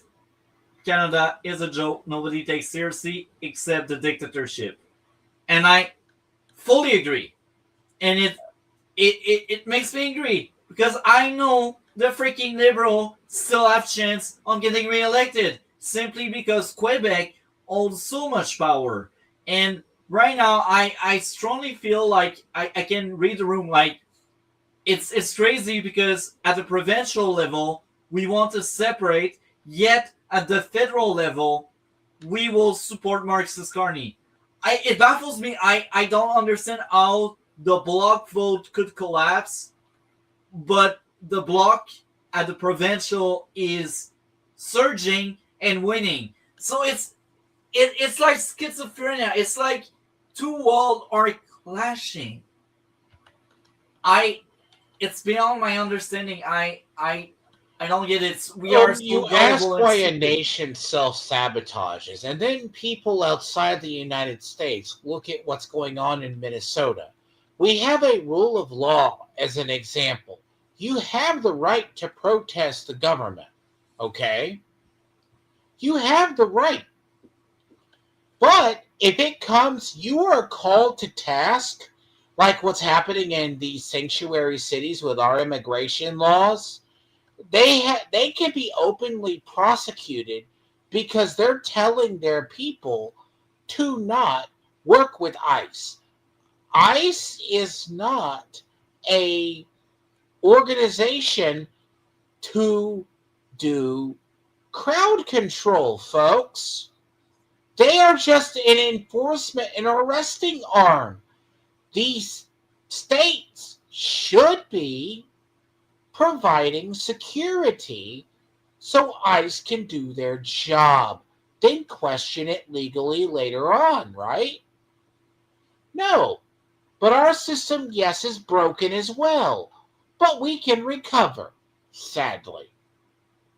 Canada cannot recover. But the problem is, all these people, look at what's going on, even at the worst in Minnesota. Yes, we have 10 states who are in active, subtle rebellion against the major rule of the federal government in its own form of blocking and purposely impeding the government. But we do not talk about our opponents as bad because they still have free speech. But once that moment comes up that you're being obstruction of justice, we have another metric we can judge you by. Does that make sense, Multi? Yeah, it So does. Minnesota is this, but we, even our Republicans, we could easily say all of these people are monsters. You're not hearing that from our media. We're trying to let this play out as civilly as human possible. But if this was Canada, you wouldn't hear anything about either side. We just have a bunch of activists who have lost their heads and are doing the YouTube question rage first before you ask questions. Yeah. Welcome. So let's play that now. Pork, we What? just need Oh. something, even No, just a noise. But there isn't even an oink in the agreement. The Prime Minister is apparently the second coming of God. He said, I have a deal with China on pork. Will the government at least let us know, using the word pork, somewhere in their answer, to say that there is a priority being established to removing tariffs on pork? Because Quebecers are the biggest purchasers of electric cars, so we are interested in this deal. The Honourable Minister for Foreign Affairs. As I said, Mr. Speaker, we have had discussions with China on a number of sectors of our economy, including pork. Each time I hear China, I have TDS, or I should Here's the say funny thing about CCS. this. Quebec is basically saying, so they have such a green agenda. The problem, let me give it a little inside baseball, why China is trying to get rid of all these EV vehicles. Would you To like get to know? money. They have EV vehicles rotting in fields, all right?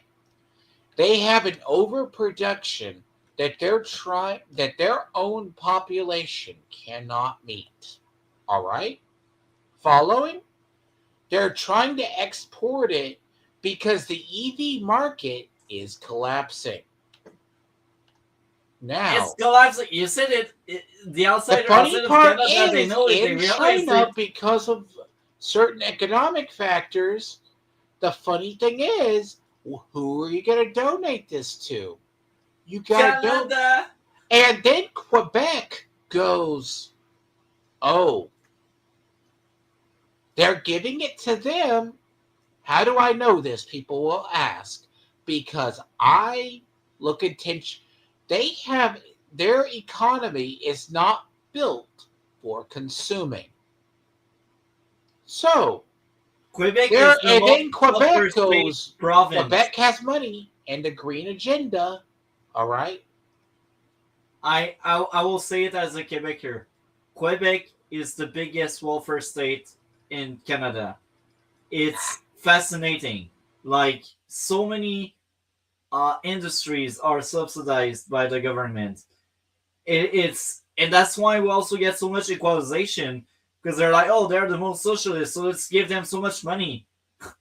It's just crazy. Like, if we ever become a country, I give our country a decade before we collapse. And we'll become like Venezuela or Argentina. Let's play more of that now. Pork, including beef, including canola, and every single time we continue to say that we are working in Canada's interest. We want And a Brookfield real interest. agreement for our pork sector and our economy as a whole. That is our strategy on this side of the House. So let's go in the middle of that one. Homes are getting built. Nearly half of young Canadians are now considering leaving their home communities because they cannot afford to stay. So when will the minister listen to all the experts, the builders, the developers, the conservatives, and remove the HST on all new homes under $1.3 million so that we can get builders building homes again? Hear, hear, hear. Honourable Minister.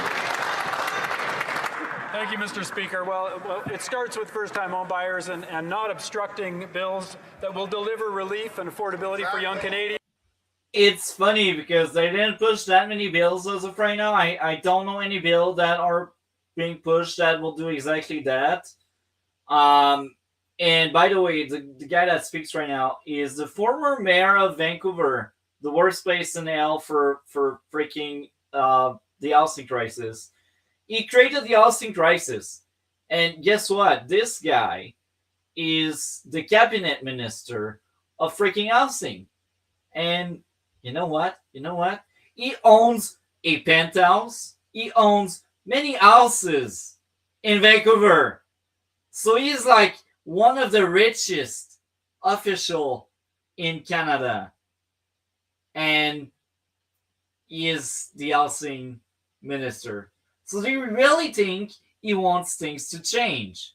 He benefits directly from the housing crisis because he can make so much money out of his buildings. This is how corrupt the Liberals are. This is why it's so disgusting, and Canadians are so gullible. Really, let's blame it on Quebec. I will always blame Quebec. You know why? We got 78 seats in Quebec. 44 are Liberals. It's the highest Liberal voting base. Like, if we look at numbers, I think they hold probably 60-ish to 70% of the share of the votes in Quebec. And no other province does so well with the Liberals. Like even BC right now, it's neck to neck. I think it's like 52% Liberals and like 48% Conservative, and like no, I exaggerate. I think it's more like 50% Liberals and 45%. No, not even that. It's very close. Like I know they almost have the same number of seats. So they are maybe like 2 or 3% apart. And the NDP there is like a very small portion. So like the NDP is like 4%, the Green is 1%, and the other 95 is split between Conservative and Liberal almost evenly. I know the Liberals have one extra seat or two, so they have the lead, but that lead is like by a margin of error, you know. And when you look at Alberta, forget that they have I think they have one seat. If you go at Saskatchewan, they may have like 2 or 3 seats. So in Saskatchewan, I think they represent maybe 10 to 20%. If you go in Manitoba, they are much higher, but they are like even with the Conservative there again. And if you go in the other province around Ontario and Quebec, it's almost neck to neck. So if the Conservative can get a lead everywhere, they don't even need Quebec that much, because they almost form government by being neck to neck. So again, if Quebec separate, this is the end of the Liberal Party. I'm telling you. So let's hear more about the Mr. Oligarch that has a lot of money. That's number one. Number two, we have record annual construction in Calgary, in Montreal, in Edmonton, in Ottawa. We have housing starts. It's all writing held by Liberals, which is hilarious. The 5th best year in Canadian history. We will continue to build on that work with Build Canada Homes, which we expect the opposition's support on. That's right. Honourable member for York Durham. It's a new year, Mr. Speaker, but it's the same old story for Canadians trying to buy a home. They can't. The Missing Middle Initiative reported this week that while the vast majority of Gen Z and millennials want to buy a home, only about half can realize that goal. Home ownership for them has decreased from 60% to 52%. Their ambition to buy a home has turned into uncertainty, and that uncertainty has turned into defeat. Missing Middle proposed 10 solutions. Not one of them was the government's plan for another bureaucracy to build non-market homes. So why is the government's plan so different from what sensible experts are recommending? Because the Liberals are more their bureaucracy in the taxes. The good news is that we have Build Canada Homes starting up, one-stop shop for affordable housing and delivering housing for young Canadians.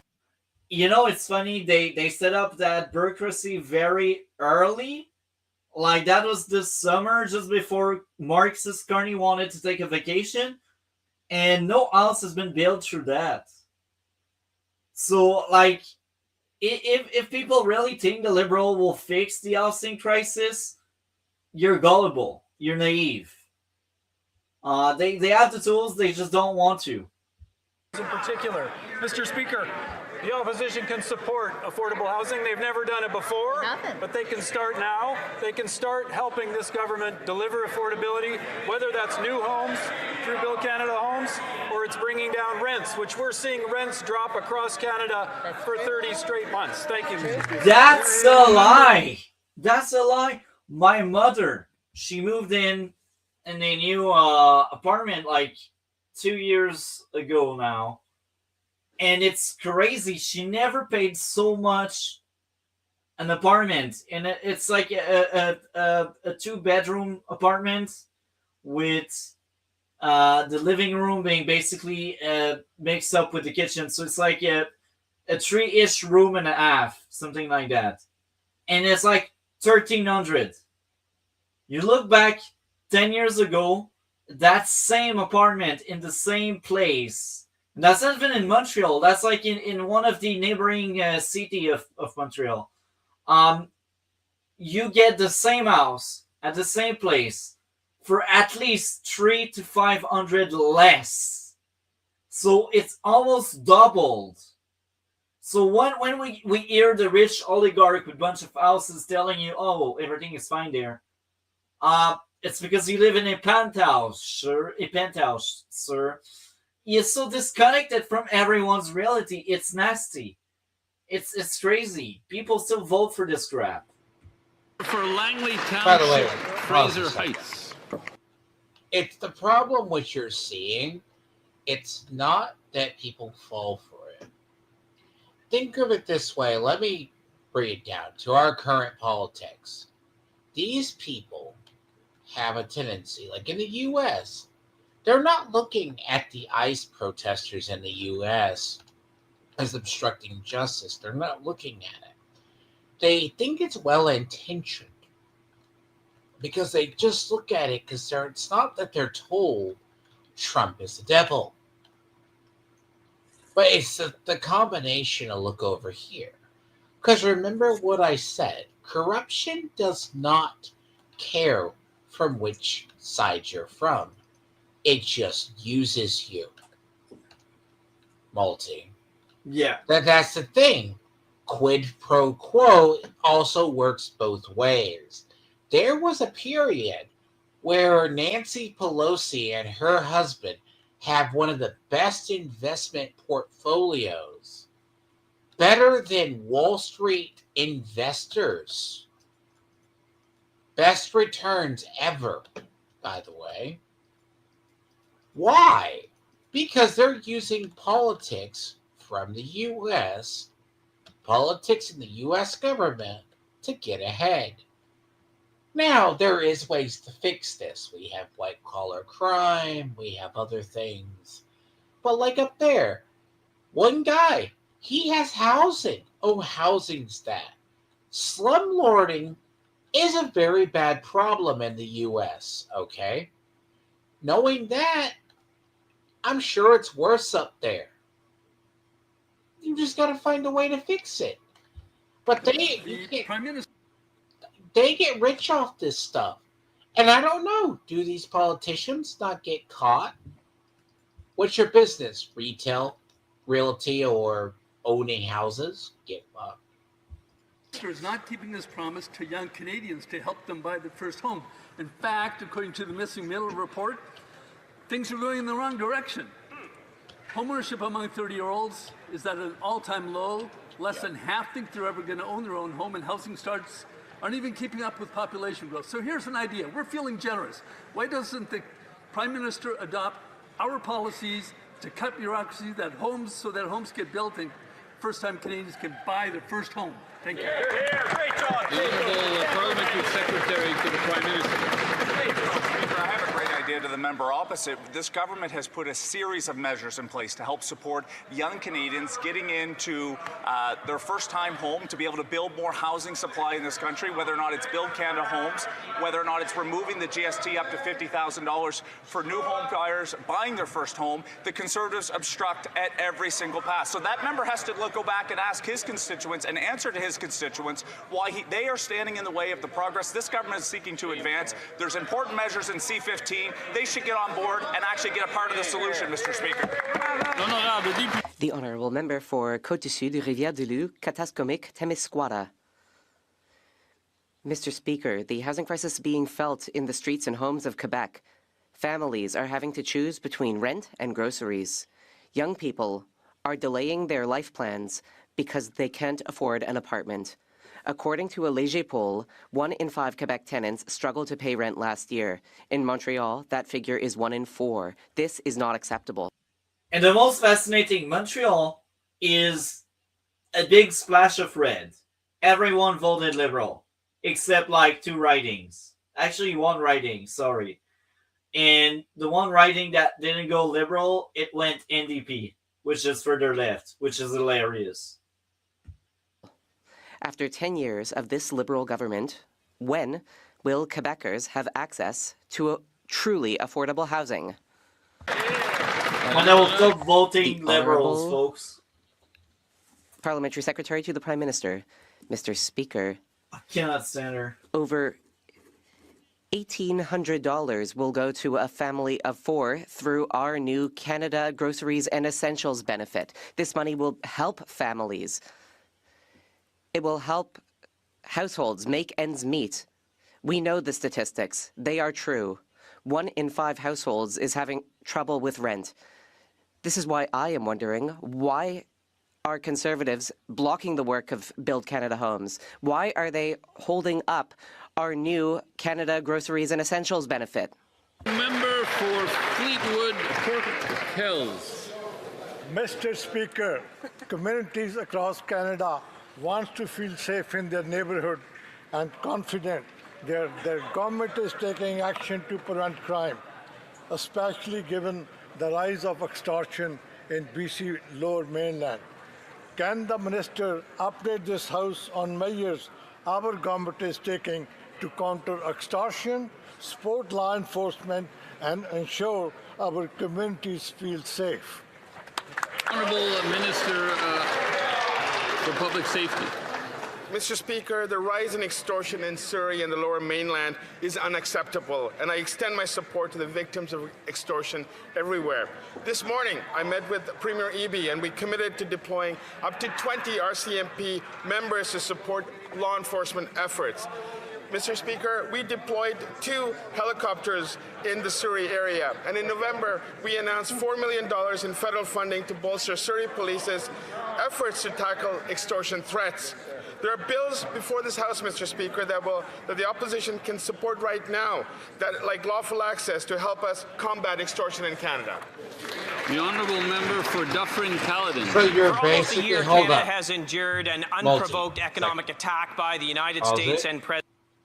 So he's basically admitting the problem they're saying is the RCP, they're requesting support, yet they can't get support. Like our FBI will send assets in, right? Yeah. So they're saying one district is complaining they don't get support, right? Yeah. Crime's rising. Do you know what happened in the U.S. in a lot of these cities where crime started to get really bad? They were all liberal cities. They weren't conservative cities for us. You know, it's funny you say that, but like most of Canada, I will be blunt and honest with you. Most of Canada, most of cities in Canada are all liberals. So crime is going to probably be bad. They also were doing the whole probably decriminalization, and so the places that don't really vote liberal are really like the suburb areas and anything that's countryside, and That's the only places, and you know, it's funny because these areas are mostly secured and these are safer places, but every places that vote liberal is not safe. President Trump. Conservatives worked to fast-track Bill C-5 that was supposed to fast-track nation-building projects. Unfortunately, it hasn't fast-tracked anything. Not a single new project has been approved. Not a single shovel has gone into the ground. There is an alternative. The Conservative Sovereignty Act would repeal anti-development legislation. It would speed approvals. It would create economic opportunity for Canada. Businesses and provinces that invest will be rewarded. Why won't the Liberals support this bill so that we can lessen our dependence on the American? So that's a great thing. So what's going on is that bill was coming from the Conservative, which is the opposition initiative. And because they are the opposition, the best they can do is a motion. And a motion means a vote with the House, asking for the House to support it. And if they support it, they can put it to law. And what happened? Well, you can guess it. In a far left country, they rejected that because it implied that we would get more pipelines and we would get stuff done. And the other opposition parties, they still want Canada to suck. So really, the only party in all of that that really wanted a prosperous Canada was the Conservative pushing that bill and that motion. And you know what? The Liberals, they call themselves the savior. They didn't support that. And then they will say, oh, but Conservatives don't come up with anything. Yes, they just did, and you just rejected that because they would make you look bad because they're not in power and they do better than you. The other factor is he is right. One of the two bills, and I'm not joking, so they had a total of 10 bills during the fall, and that's how many bills they tried to do, and only 2 passed. One of the 2 was C5, which is building Canada stronger and all. That was meant to fast track a project to help the economy, the infrastructure, and all of the aspects. Like if you want a pipeline, C5 makes the process easier. But guess what? They didn't use C5 yet. It's been passed. It's been accepted. People voted for it. It's law now, but they don't use that power because you said it. That's the statu quo. And of course, the other bill that passed was a child migration bill that's ridiculous. Hopefully, the Conservative will repeal it. Finger crossed. I don't know if they will, but if they do, that'd be amazing. Well,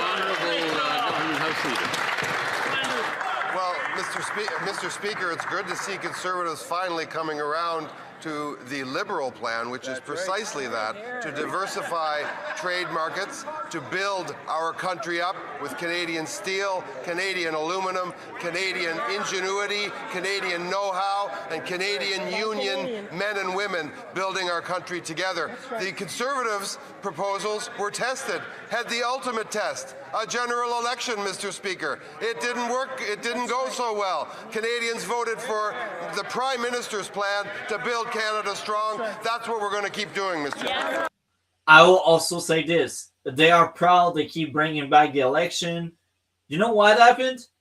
We got a minority government, and they didn't act as such for the entire time. They are still a minority despite cheating their way through a majority.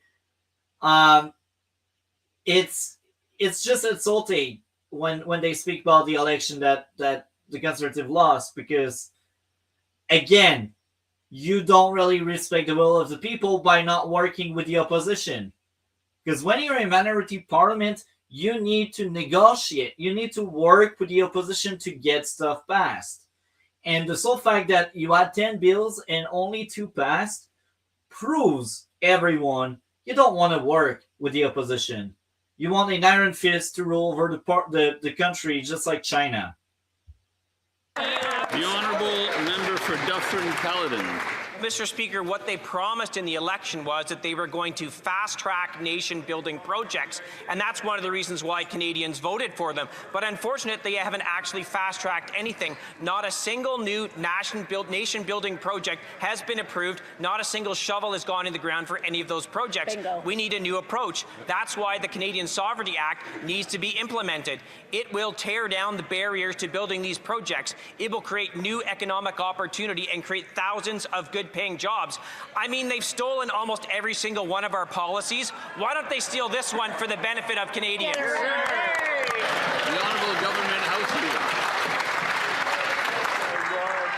Mr. Speaker, we have nation-building projects going on right across this country. I would refer the member to his own province of Ontario, where we are in major developments in the nuclear sector, where we'll be developing the Crawford nickel mine, where we are going to build, Mr. Speaker, the North America's very first high-speed rail network from Quebec City to Toronto.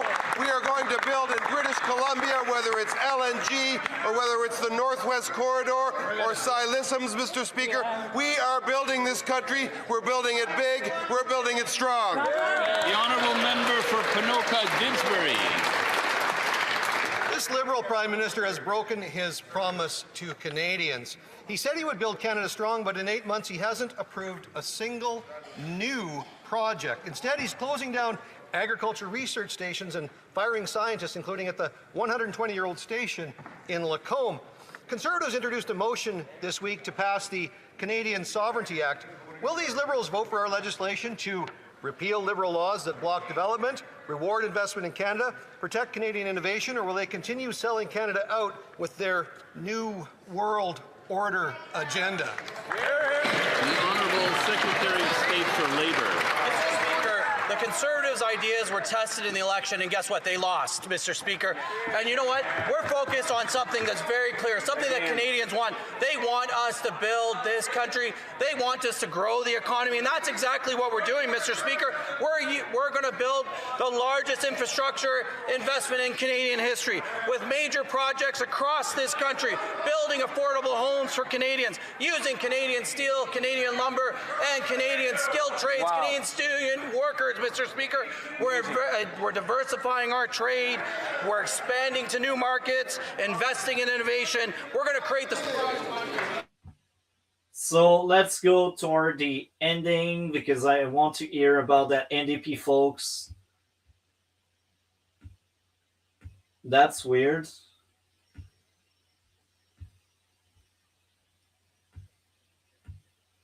That's weird. It's glitching. Are you still with us, Dragon?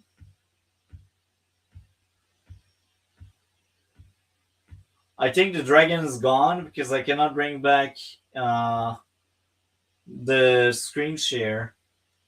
So I guess I will use YouTube to screen share that specific question period. January question period January 28th. 28.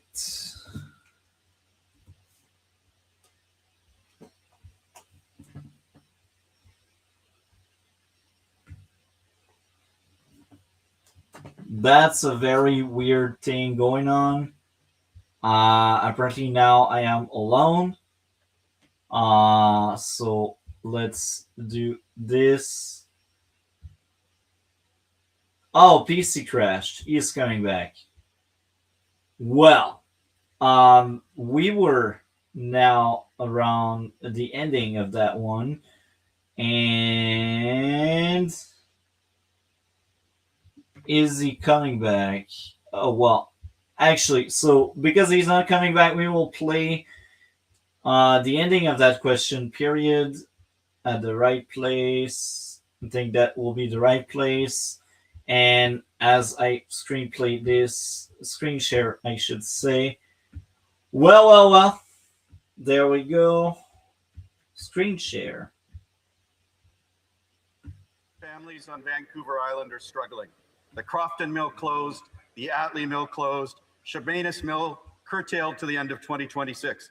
Hundreds and hundreds of jobs are lost, but more importantly, already struggling families are now facing dire consequences. This government's handouts and subsidies are not helping those affected and will not save this critical and renewable resource industry. When will the Prime Minister deliver on his promised softwood lumber trade deal? The Honourable Parliamentary Secretary to the Minister of Natural Resources. The closure of a mill is a difficult news, whether it's in Vancouver Island or all across the country. It's a difficult news for workers, their family, and the community. The federal government has come forward with support for the sector. We urge the provincial government to work with us as partner to protect these jobs. I've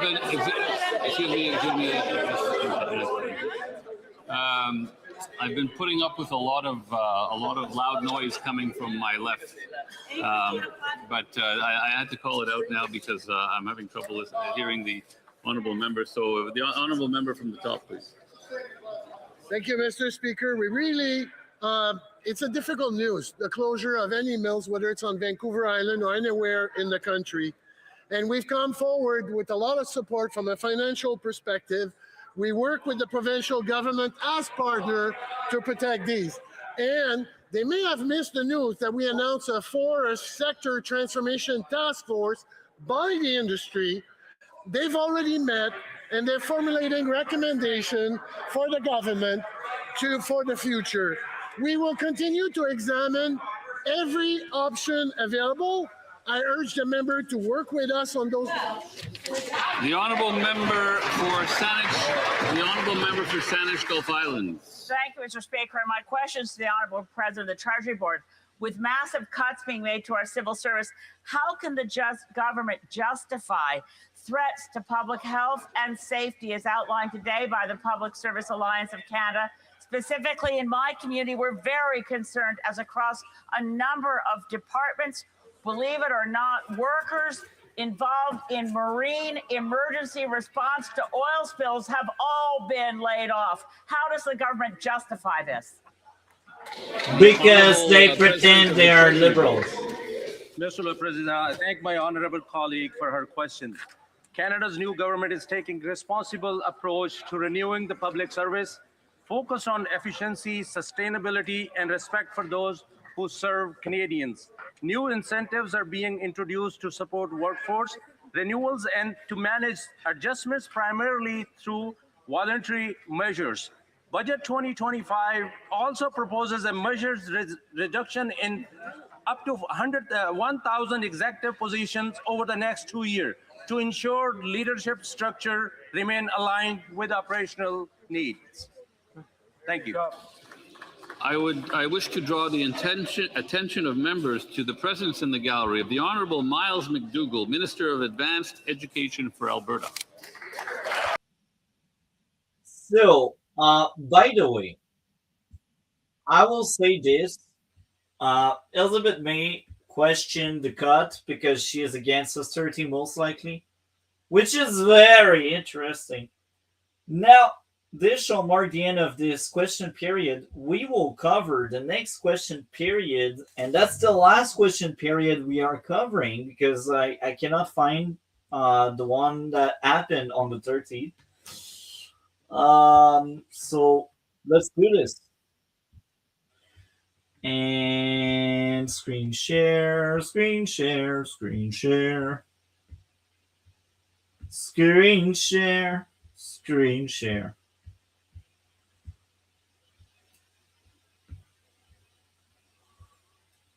Questions, question oral, the honourable member for Barrie South Innisfil.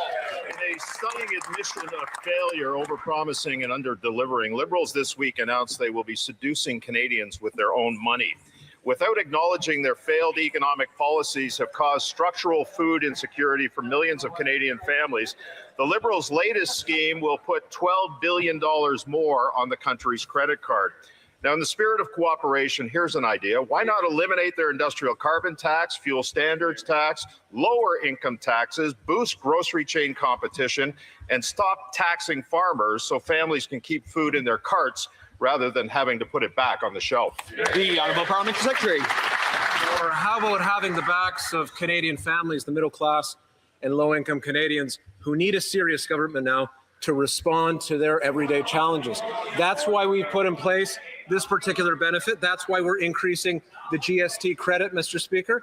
And furthermore, if the Conservatives are serious about the challenges of this country, I would hope, beyond inventing mythology about taxes, that they would come to the floor of the House of Commons with serious ideas of the day. That's what Canadians deserve right now. It's kind of funny, and it's kind of rich coming from a party that actually gave a tax break to rich owner of yachts and planes. That same party is now talking about helping the middle and the lower class. Sure, buddy, maybe your check to the lower class will help them for 48 hours, but in the long run, in the long term, you don't really help the lower classes because you don't care about them. You only use them to get power. That's exactly what's going on. Let's be honest. Let's be blunt. They pretend to care about the poor, but they are the reason they are poor. And the thought process is the taxes. There are so much taxes. Business, they go under. Business, they are flat broke.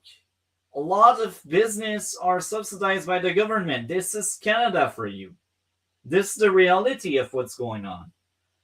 So it's very rich to hear a liberal speaking about the lower class when they basically cause the lower class to suffer because stupid policies. Yeah, member for Barrie South Innisfil. Well, if things were so great, Mr. Speaker, and affordability was in fact improving, there'd be no need for the Liberals to spend $12 billion more outside of the budget. The truth is the Liberals are doing this to distract from their failed policies. They can right now implement solutions to solve the structural problem of grocery affordability and food insecurity crisis that Canadian families and seniors are dealing with. Conservatives are willing to fast-track the elimination of all taxes that are having a cascading impact on higher grocery prices. Will the Liberals join us, or will they obstruct real relief for Canadians and carry on with their short-term vote-buying scheme? The Honourable Parliamentary Secretary, Minister for Citizenship and Immigration. It is a classic technique of right-wing populism, Mr. Speaker, to identify every problem imaginable and invent some too, and not propose serious solutions. Only a few months ago, the leader of the opposition was calling for the firing of the Bank of Canada. On this side of the House, we take seriously what the Bank of Canada says. We are seeing in this country inflation within the target rate. We are seeing record foreign direct investment.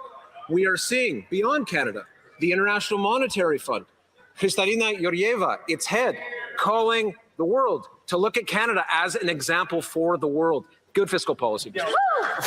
So I will pause here. He brought populism. It's fascinating. I really feel like Canada has become this. I don't know about the USA. I wish Dragon was back. He told me his PC crashed, so maybe we'll be back at some point. But I will speak about what's going on here in Canada because this is exactly how I feel. I think it has become a war of the globalists versus the populists. And the globalists right now are in power, and they will demonize and make populism look bad because they're scared of populism.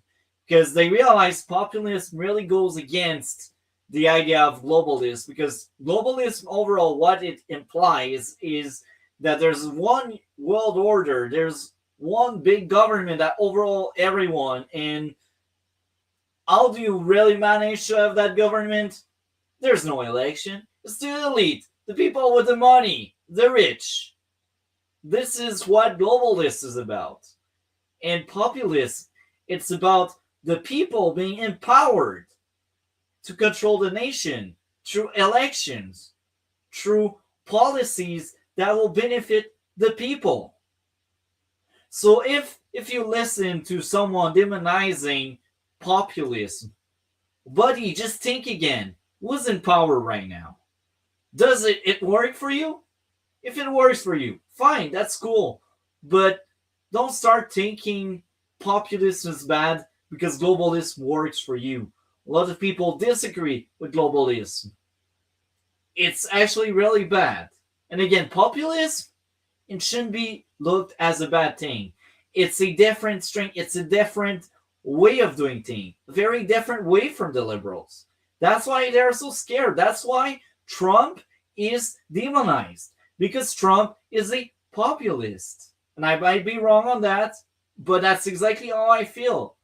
That's why the media here in Canada, each time they can take a shot at the USA through Trump, this is exactly what they are doing. Because they realized the USA are moving away from globalism and they embrace a populist era, which is amazing.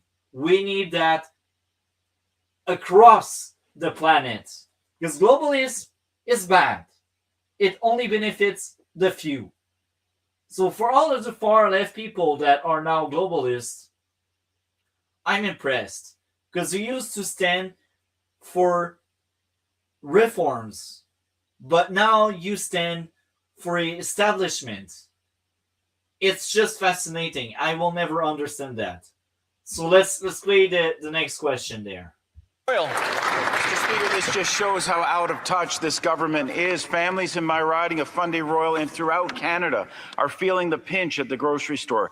And every month, over 2 million Canadians are now visiting food banks under this government. Food inflation in Canada has doubled just since this Prime Minister took office, making us the worst off in the G7. Conservatives will fast-track policies to reverse the skyrocketing cost of food. Will the government finally put an end to the Liberals' industrial carbon tax, fuel standards tax, and cut red tape on farmers? The Honourable Minister for Artificial Intelligence. I think some facts would be good for this debate right now. Here's one for the Conservatives. We're making life more affordable for 12 million Canadians, allowing them to put food on their table. Mr. Speaker, that's the a Band-Aid again. Likes to block. We are building affordable homes. They're blocking it. We're building safe streets. They're blocking it. We're building a chance for 12 million families to put food on their table with a 25% increase in the GST. They're blocking it. When will they stop blocking and start building? Again, it's really hard for the opposition to build. I mean, they tried with the Sovereignty Act. They get rejected by the opposition and the government. So each attempt the Conservative try to take to better lives, it fails. So right now, the narrative of the Conservative is what the Liberal do doesn't work. We need to lower the cost of life through removing taxes and red tape. And the Liberals, they basically try to justify the taxes, and they basically say, we give ends out. And because we give ends out, you should elect us again. It's so vile. It's so corrupt. People being so gullible that they will eat this up. It's beyond me. I don't understand. I just don't. So now we got 2-ish questions. So I will move into the block crew because the block are always very interesting to get to. For Saint-Jean. Mr. Speaker, for days now, we've been alerting the government that its problems with the new Curam software are preventing pensioners from receiving their old age pensions. At first, the Liberals said it was a scaremongering campaign. Yesterday, they admitted that the problem existed, but that it only affected about 30 people. So allow me to quote Maria Fournier, a journalist. "It's chaos in Ottawa. In all my career, I've rarely been inundated with so many testimonials from distraught people. Mr. Speaker, when will the government finally take its head out of the sand?" The Honourable Leader of the Government in the House. Mr. Speaker, one error is one error too many, but we invite everyone who has been affected to contact Service Canada. This is a great modernization of government systems. This will allow seniors to self-register and to receive their benefits even more rapidly without having to wait on the phone or without having to queue up outside of a government office. We will correct mistakes if there are any, but this is good news. So I'll add two things. The first one, and I think that's the most important, and that's why I started with that. When the Canadian, especially under Marxist Carney, they tell you you can self-register. You know what this means? This means digital ID, because they try to sneak that in. Yes, they do it. And basically to register, you need to put all of your information, employment or past employment, address, and all of that.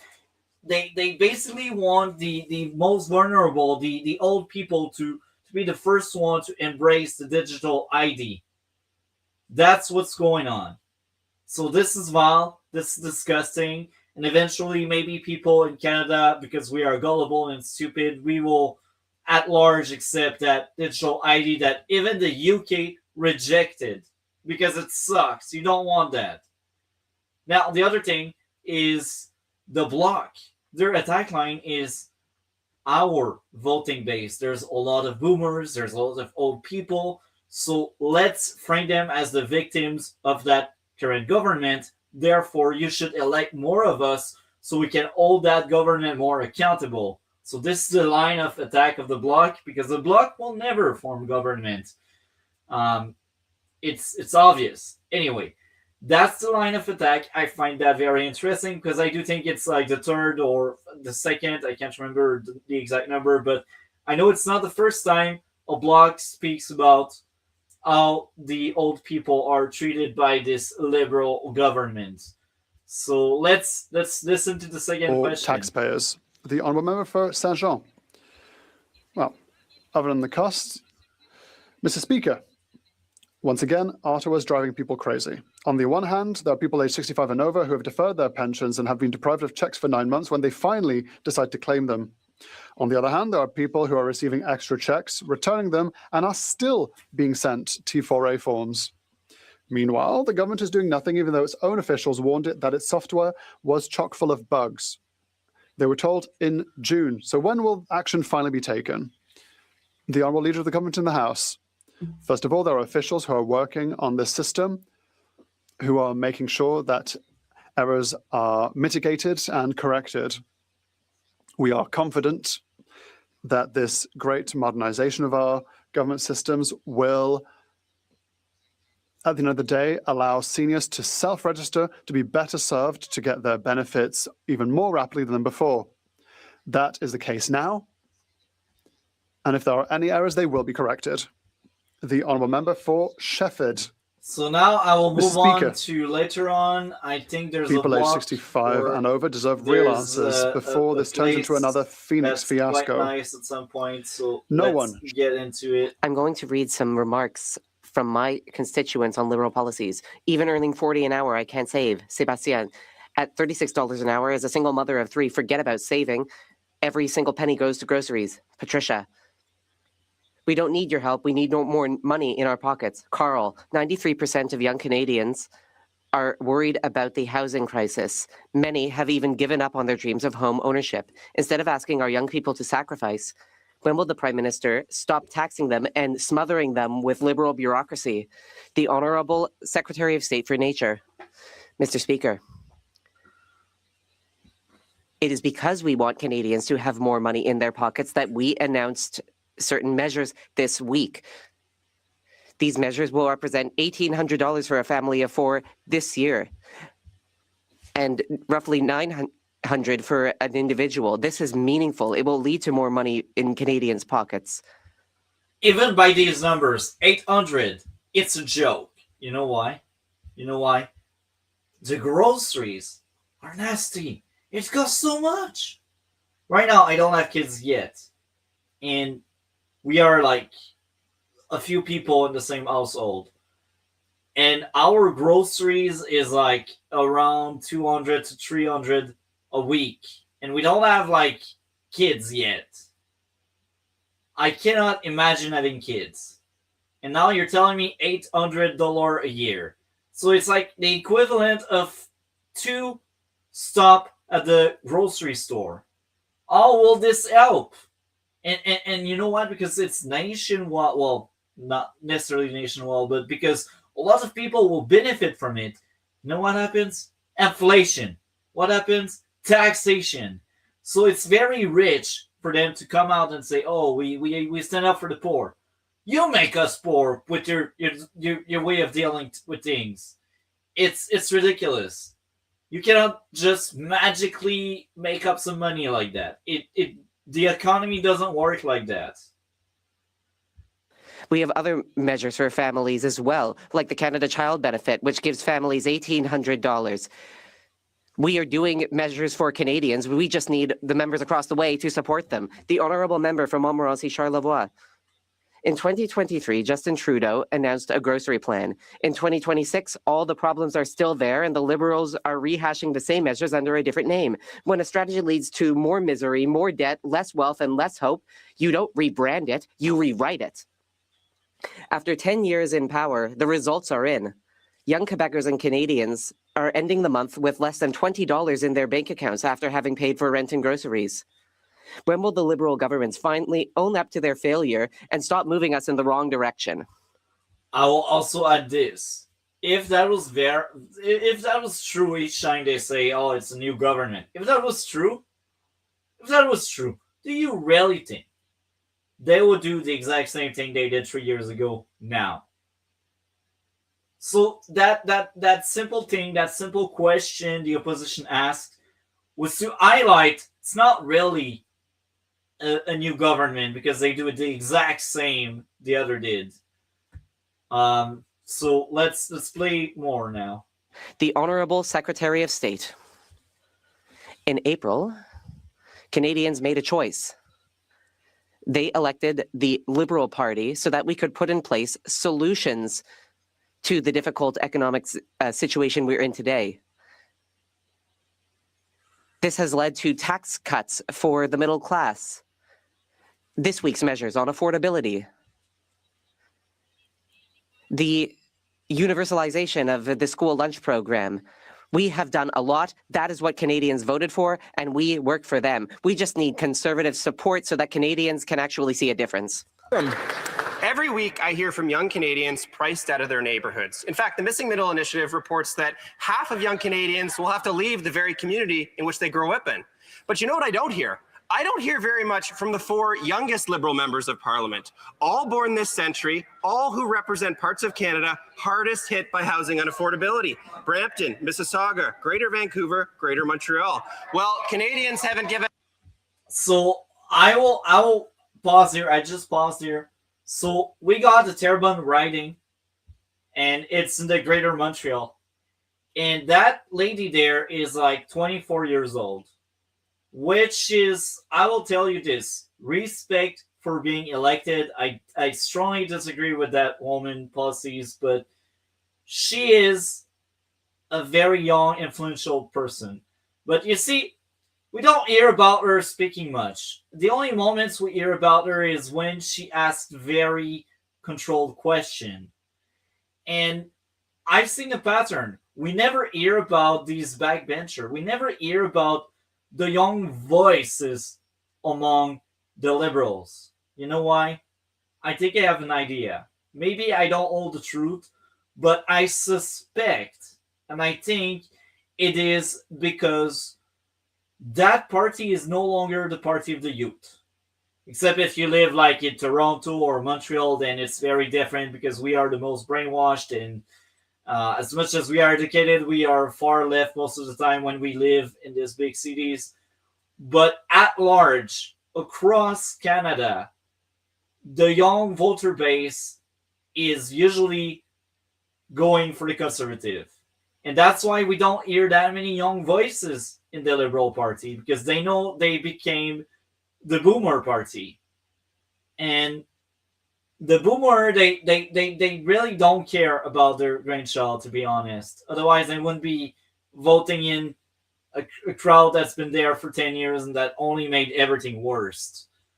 But it's very interesting how now they weaponize the fact that we don't really hear about these younger members of the caucus. And it's funny because I know the Terrebonne lady because of the Terrebonne fiasco.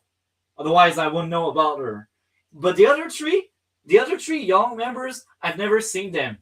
Like, they don't speak, or I didn't realize they were that age. But there's only 4 MPs like that among 169. Surprising, very surprising. So that's telling. Let's play more. Up on the dream of home ownership, and I haven't either. So will any one of those 4 members stand up and help the government get out of the way, remove the taxes and red tape that are stealing their dreams? The Honourable Minister of Housing. Thank you, Mr. Speaker. Well, I will say the members on this side, young Canadians who represent their ridings here in this House, certainly speak to me about their priorities, and they're here taking action to deliver for fellow young Canadians. We have the first-time homebuyers tax coming through that will deliver up to $50,000 to young Canadians for their first home purchases. We're seeing positive trends across the country now with rents declining as well. For the last 12 months, that's good for young Canadians. We're delivering groceries and essential benefit. Young Canadians will benefit from that as well. Mr. Speaker, this side of the House is delivering for young Canadians. The honourable member for York. They wouldn't be voting. Okay, Penthouse Boomer, maybe you can share one of your homes. Shots fired. No, last member to restart and carry on. Well, maybe the Minister of Housing can share one of his homes with the Canadians who don't have them.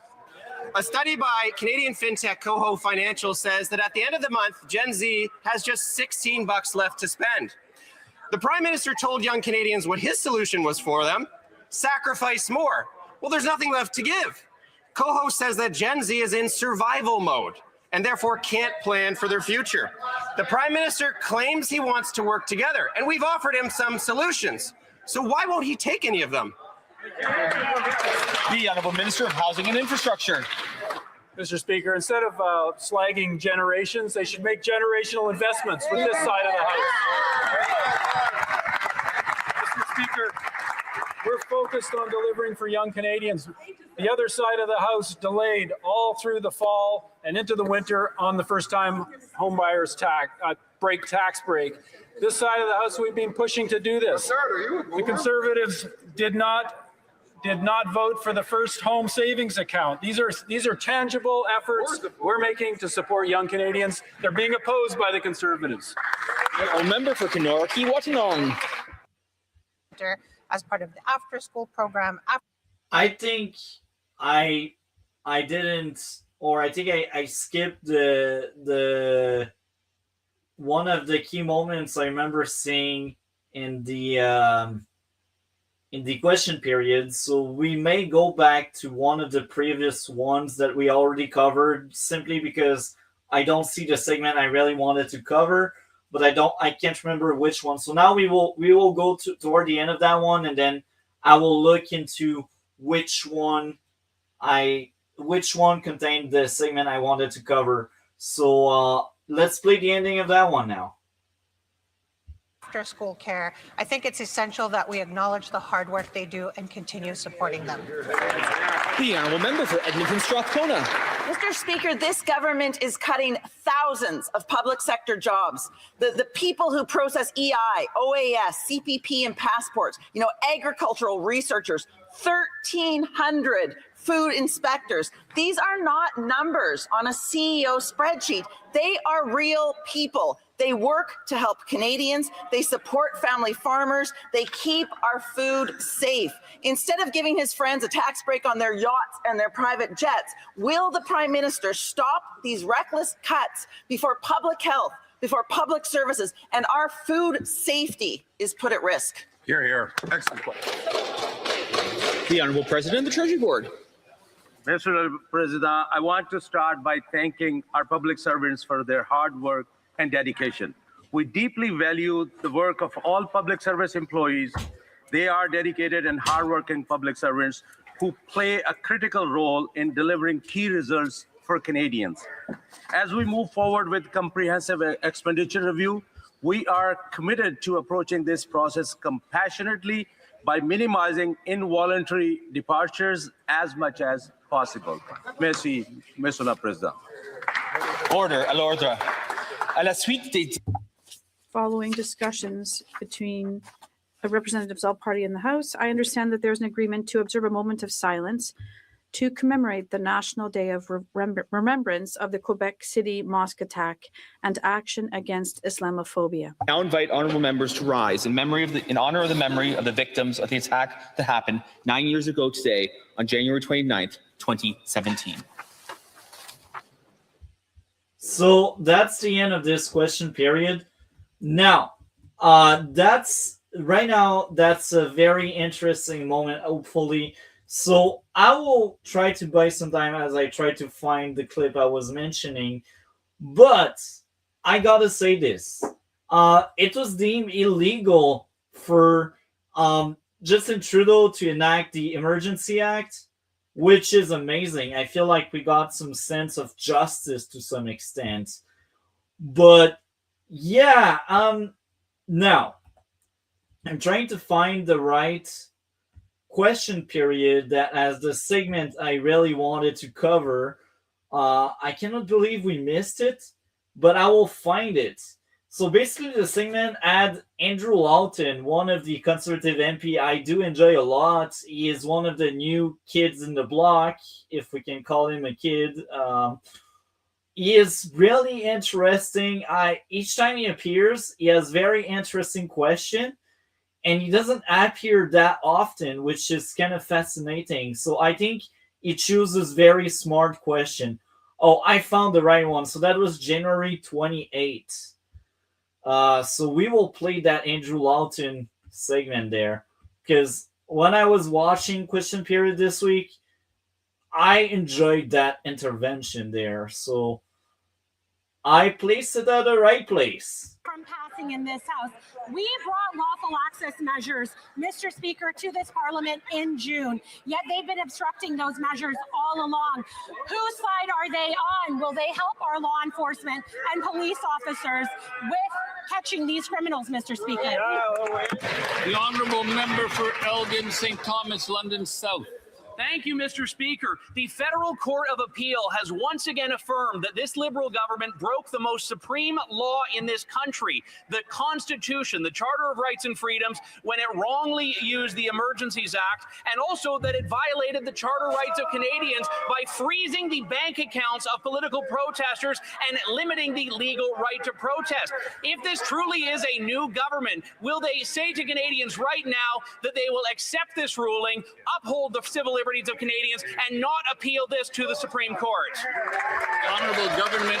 You see, this is a great question. If you are a so-called new government, you know what you should do to distance yourself from Trudeau's bad decision? Because it is a bad decision. It was an abuse of power. And if we were not a banana republic, I think Trudeau should be on trial for treason. And every MPs, every cabinet member that participated into enacting the act should be on trial as well for treason. But Canada is a banana republic. That's why Alberta want to leave, because they still have common sense that seems to be lost in the rest of Canada. Except maybe Saskatchewan, actually. Saskatchewan is also quite smart. But yeah, so the line of attack right now is, again, to highlight the Liberals right now, as much as they pretend and they say they are new, it's the same crowd. And the response we will get will exactly say what I just said. It will confirm my thesis of it's the same crowd. They stand by that. It's unlawful. It went against the charter, and the court agreed with that statement. It was unconstitutional. It trampled over the right of the protesters. And these same protesters, guess what? They were demonized. They were said they are supremacists, they are far right, and they are vile. And it's tragic because so many people believe that trap. Because we are brainwashed through propaganda in Canada. This is exactly what's going on. So let's hear about the confirmation or the agreement that this liberal crowd actually endorses that emergency act. House Leader.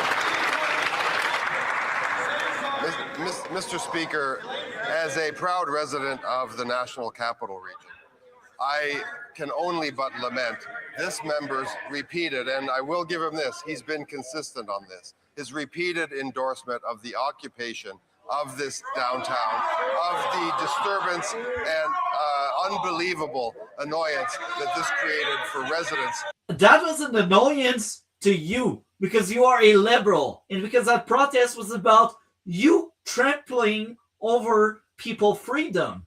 You turning Canada into a totalitarian state.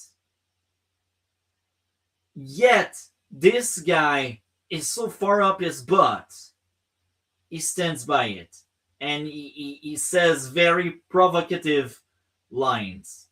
I really hope a lot of the swing voters that aren't as brainwashed as the others see that and they realize these liberals, they follow the same agenda as the previous ones.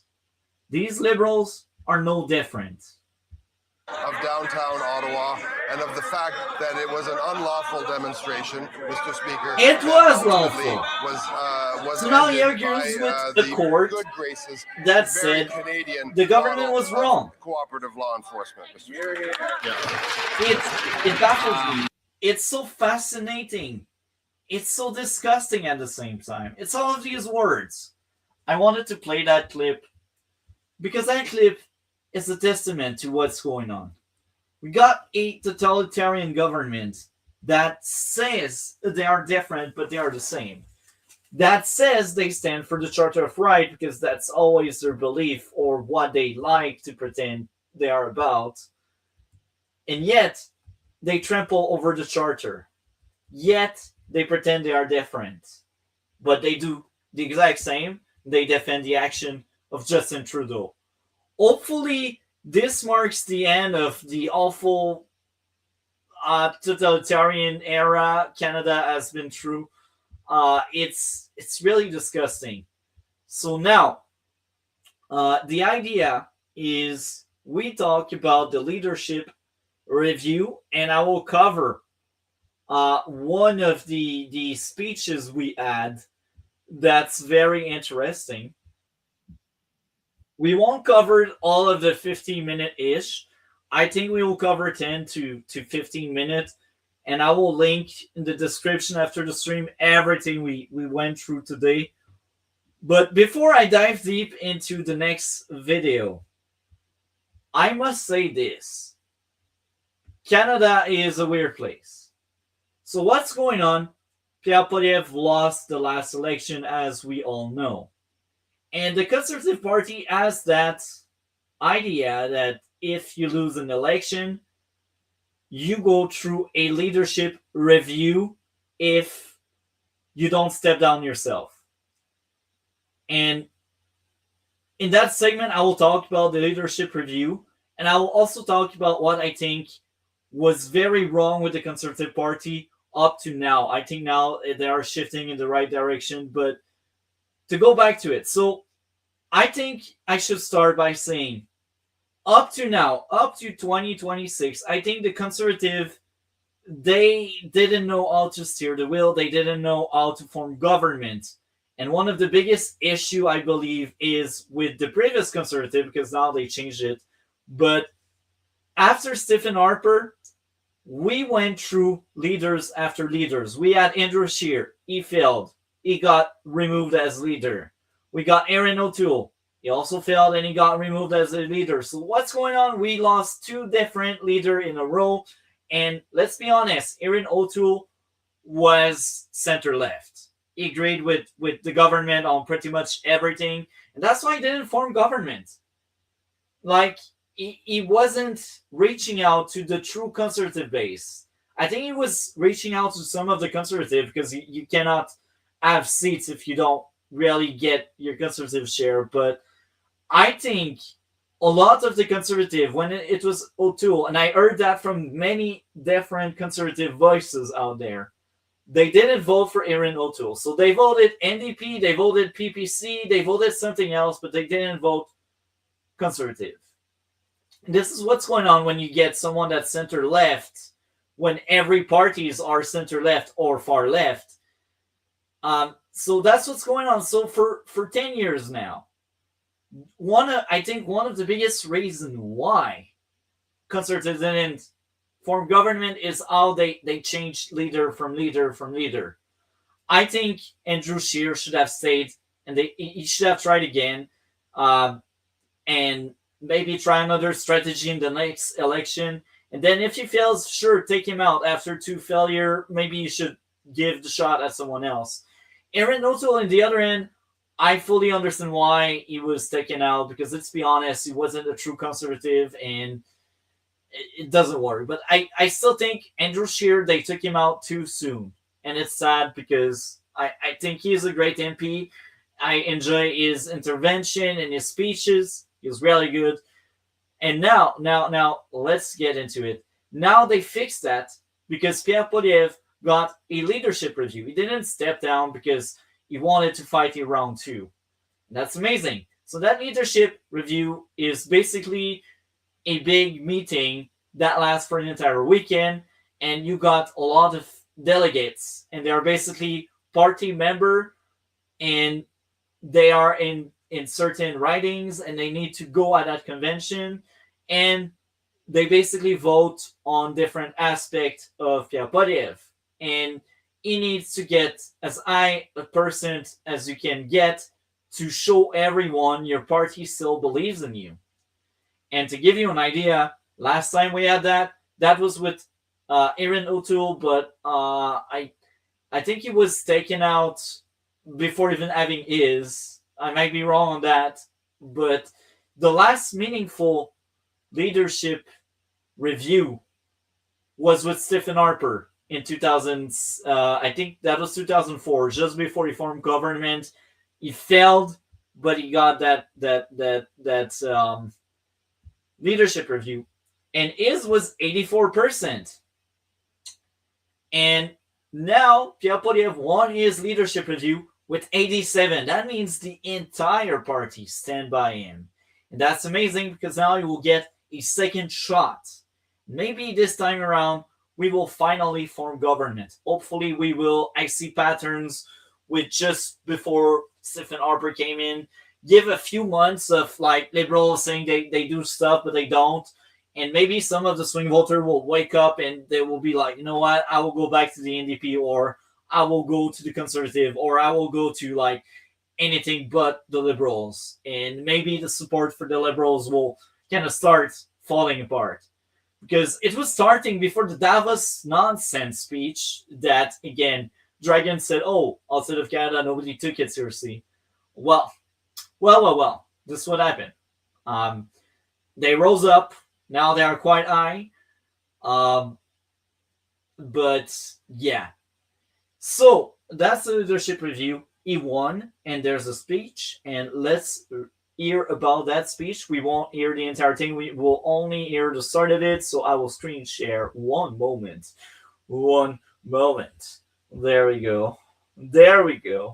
So that was like a big speech that happened January 30. And let's get into it. Thank you.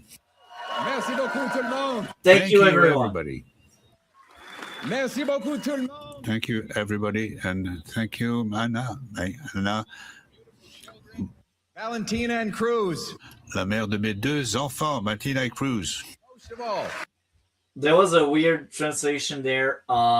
So he was basically saying, thank you, Anna, the mother of my kids, and thank you, Anna.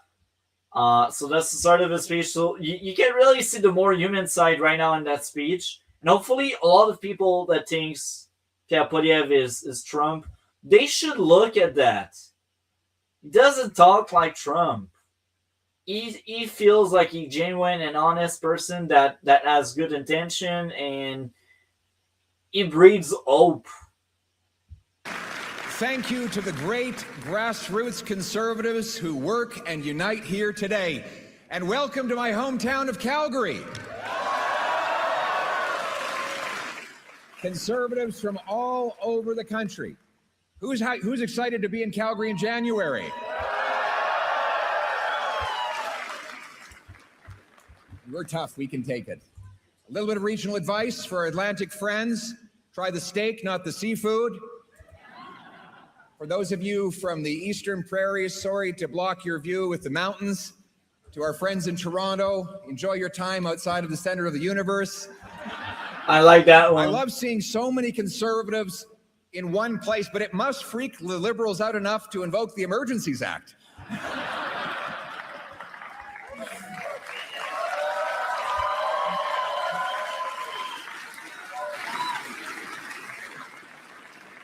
But truly, it's great to be home in the beating heart of the West, a land filled with treasure, land of oil and honey. The place that taught me my great values, opportunity as big as the sky, where a handshake and a word is a man's bond, and where a hard day's work is its own sermon. My parents taught me the value of a dollar here in Calgary. My mother could sure stretch one. She's here over there. And she could stretch a dollar, that's for sure.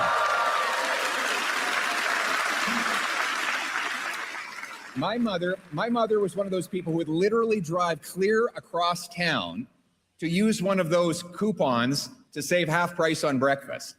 And my dad would have me up at 5 in the morning to deliver newspapers. We weren't rich, but life was good. That was the deal.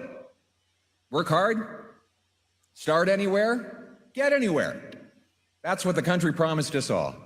A hopeful life, a safe home, a full table, a family you love, a flag that united. That's the country that we love.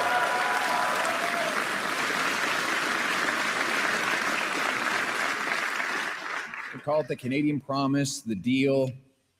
The professors might call it the social contract.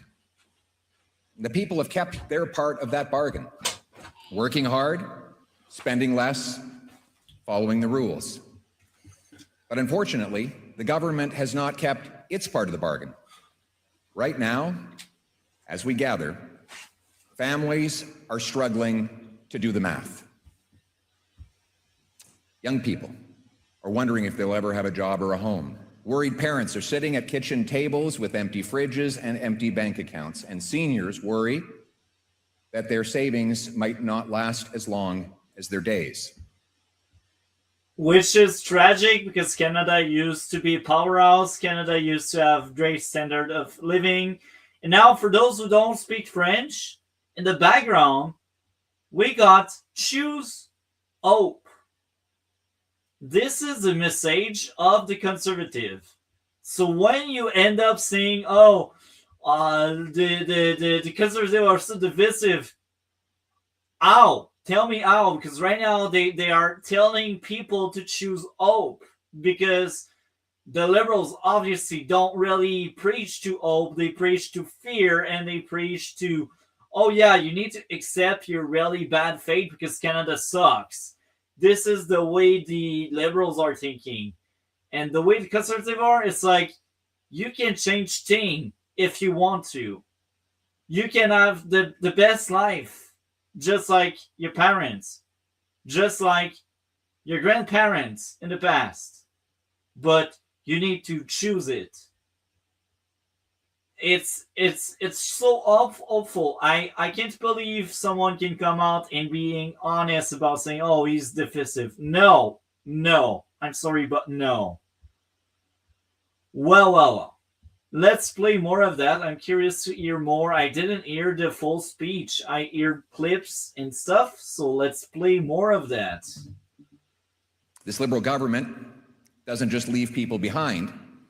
It prices and shuts out youth from homes, workers from jobs, and families from groceries. Simply put, Canadians cannot afford life under the Liberal government.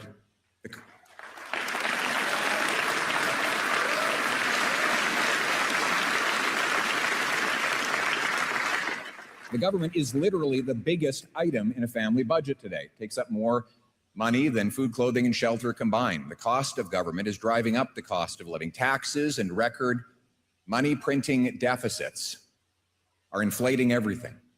It's no coincidence, therefore, that as the Liberal government doubled the debt, housing costs, and that'll even increase. You know why? That rebate on groceries are doing. Some of these market and some of these grocery store, they will just increase the price because they're like, oh, they have more money, so let's make them pay more. And that extra money doesn't come out of thin air. It will come up from our pocket through inflation and other taxes. Food bank lineups doubled at the very same time. Now, they promised that all these deficits were going to lead to investments. You know, it's kind of like the old magicians who said that they could turn lead into gold. But those deficits never became investments. In fact, Canada has had the worst investment and the worst growth in the G7 over the last 10 years. Amazingly, Canadian citizens, this is an incredible fact, Canadian citizens now open more businesses in the United States of America than they do in their home country. That's elbows out. And I like it. Elbows out? Are you kidding me? This is flipping that freaking dialogue on its head. Because that's freaking true. I've heard so many Canadians being like, yeah, I'm out. Canada is cooked, so I will go live elsewhere. And I will be honest with all of you. I feel the same. If Alberta separates, I'm moving there. You know, I'd even say if Quebec separates, the irony is maybe I will go like in Saskatchewan or another of these provinces because I know the Liberals won't have the kind of hold they have right now on Canada. And you know what? You know what? Please, Alberta, separate. I want hope. Let's play more of that. taxpayers spend more on federal debt interest than on health care. That's more money for bondholders and bankers than for nurses and doctors. And more money Liberal for laws have Brookfield. unleashed crime. Out of control, open borders, immigration has overwhelmed healthcare, housing, and job markets. Cancel culture and identity politics divide Canadians. Separatist movements are reawakened. After 10 years of Liberal rule, Canada is more costly and crime-ridden, dangerous and dependent and divided than ever before. Now, And what's Mr. really Carney- power? Wait. Let me ask you this. Dear Liberal voter, if you end up watching my stream, who has been in power for 10 years? Did they really help to fix the people being divided? Hell no. They're the one saying, oh, opposition shouldn't exist. Opposition should stop being divisive while they only spill the truth. And who said the trucker were the demons and the bad guys incarnate? Again, the Liberals. The Liberals demonize anything that doesn't fall in line with what they believe. Only a Liberal can accept a Liberal. Or I should say, the Liberal will only accept another Liberal. Because if you're a conservative, you're vile. You shouldn't exist. So, let's play more. he promised to change all that. But here we are a year later. You know, what's changed? Sure, the words have changed, the style has changed, but what's changed in your life, really? Well, let's go down the list. The illusion, Mr. Carney said he would spend less. He's spending $90 billion more, and he doubled the deficit that he inherited. The illusion, Mr. Carney said, a country that cannot feed itself has few options. Well, food inflation has doubled under his watch, and it's the worst in the G7. Groceries will cost the average family an almost unimaginable $17,600 this year. That's after-tax money. The illusion, build, baby, build. The reality has been block, baby, block. He hasn't got rid of a single anti-development law or bureaucracy. By the way, just saying, he is right on that. And the Liberals, they fuel separation. They fuel separation, and they call Alberta traitors. And you know what they do? They speak about the post-national state. And you know what? That post-national state, it doesn't fly high with Quebec that want to separate for the language. And because let's be honest, the Liberals, they keep infringing, they keep trampling over Quebec sovereignty. They keep making decisions they shouldn't be making for Quebec. That's why Quebec wants to separate. Quebec wants to deal its own money. Quebec wants to preserve language, and they want to control better the immigration. And they're not getting that with the Liberals, yet they will still vote the freaking Liberals. It's beyond me. I don't understand. But again, who is divisive? Who called traitors each movement that went against the establishment? It's the Liberal, as usual. They are the one that divide. Blue Pipelines law, still here. And by the way, speaking of pipelines, how many of them are approved? 0. Yet 10 ans. 10 years ago, before the Liberals came, the deal, the social contract, that if you work hard, you can make a good living, you have a good salary and buy a fine house and start a family. But today, living in Canada is more expensive. And Mr. Carney has promised that will be judged by groceries costs. Well, Canada has the worst inflation for food amongst the G7, and the average family will have to spend almost $18,000 to eat this year. Mr. Carney doubled the deficit he inherited while your taxes keep going up. Young people can no longer afford a home.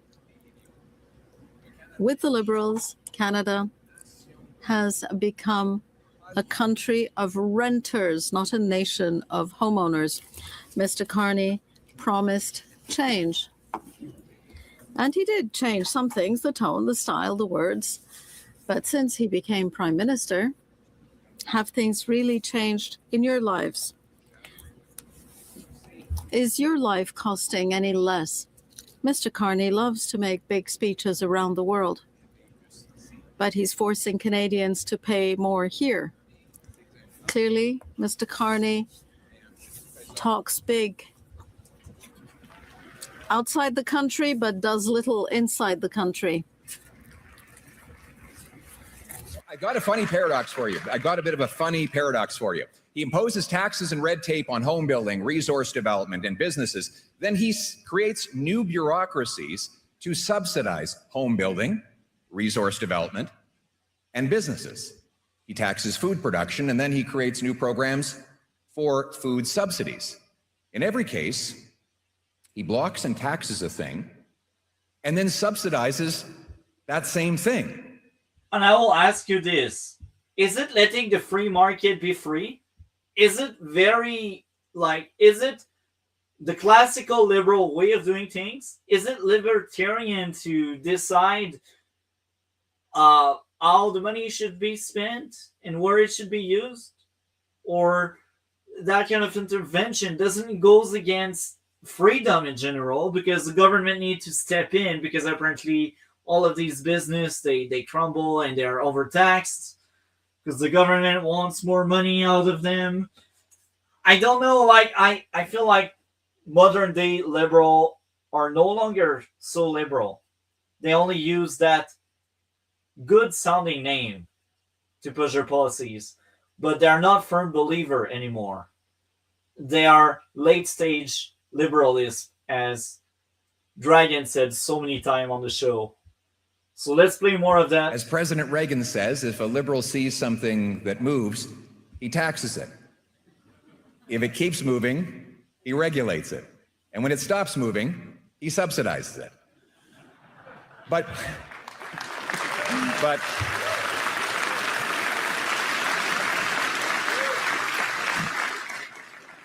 why not just get out of the way and let things move? Well, because then there'd be no role for him. no photo op, no power. If everyone could just get up and do great things without him, he would be less relevant. The government would be less important. This way, you have to give him your money and then come ask for some of it back. And he can claim that he's building the thing that he's blocking.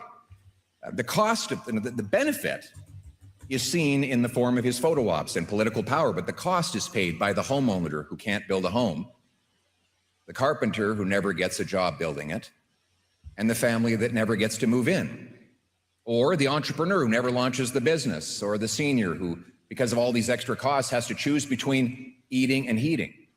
These costs are so often unseen. If that flew over your head, I think it's genius. It was basically saying eating like I eat and eating like being warm. I think that slogan is great. It's far better than elbows up, elbows up. I can't believe people voted for this crap, and they will most likely vote again for that. Even more often, so too are the people paying them. But my message to those people who have felt unseen for too long, who are carrying the country on their back and feel underappreciated and overworked, conservatives see you, and conservatives will fight for you. This is Alberta. This is Saskatchewan. Look at that. Thank you. It's still a big room filled with people with hope for the future. I like it. Thank you. Thank you. The people need the government off their backs, out of their way, and by their sides. When I become Prime Minister, these great Canadians will not need to ask my permission to succeed. Business.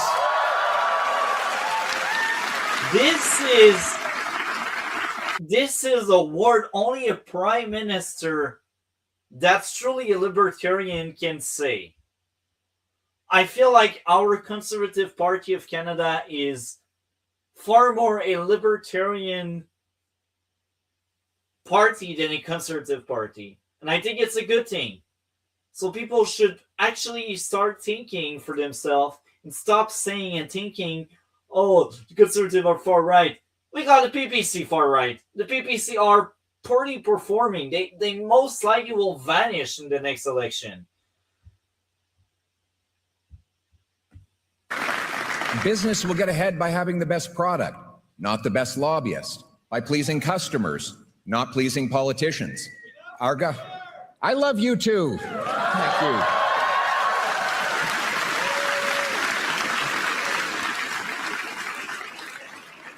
you. We have the most amazing patriots, the most amazing people in this party, do. Thank God for the grassroots of the Conservative Party.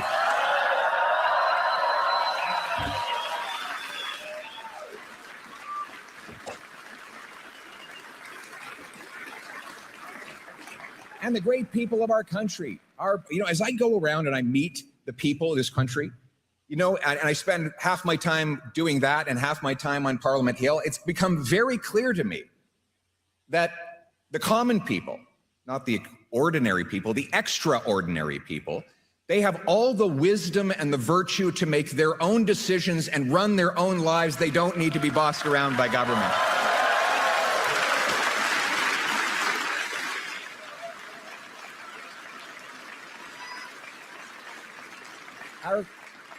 Our government is here to do its job. Only the things that people can't do for themselves, not run your life. In fact, if I were starting a new political party from scratch, I'm not. But if I were, it would be called the Mind Your Own Damn Business Party. It would be. That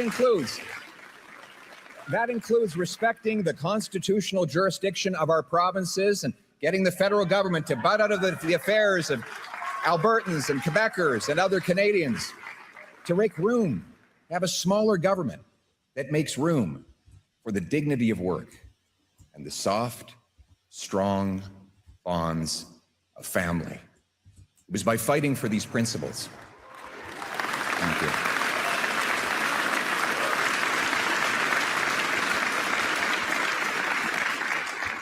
It was by fighting for these principles and giving hope to the common people that we won the most votes in our party's history, 2.5 million more votes and 25 more seats, often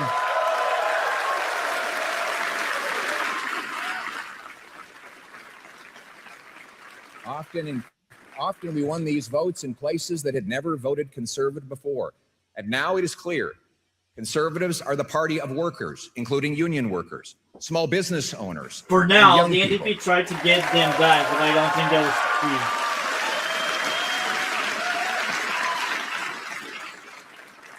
Have you seen the youth delegation at this convention? It is amazing.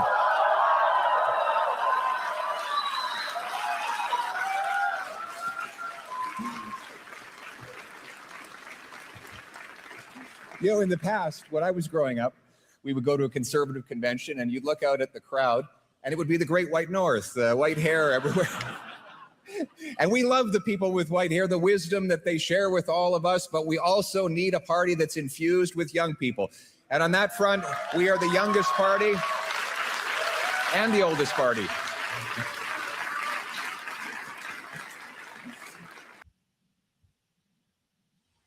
So, we are back, and I will say this. The next segment will be quite unique. And the reason is, well, we had a convention, and because we had a convention, well, there's a new platform. And we will go over some of the platform. And I will talk about it a little bit, and I will screen share the platform. But I will start by saying NDP member Alexandre Boulris, a guy in Montreal, one of the last few NDP remaining, he went to the convention. Apparently, I don't know how true this was, but he basically said, "Yeah, I went to the convention. I ended up reading the platform and the plan for the Conservative." And he was basically slandering and saying every far left point you can think of. And he was also speaking pro-choice aspect to go against pro-life. And he basically spread misinformation. He said, "Oh yeah, abortion is back on the platform." And from the get-go, I was like, that's suspicious. And I really wanted to dig deep and look into for myself, and I found the answer, and it was lying. So the NDP guy was trying to rile up people against the Conservative by using the fear of no longer being free to do abortion if they wanted. And this is why now there's a segment on this stream where we talk about the platform. We won't go over the 100 plus points. We will go with the start of it, because I think when you start with something, that means that's the stuff you value the most. And then we will cover abortion, because I think people have misconception about abortion. The last Conservative leader that addressed abortion was Brian Mulroney in the 80s. That's a long time ago.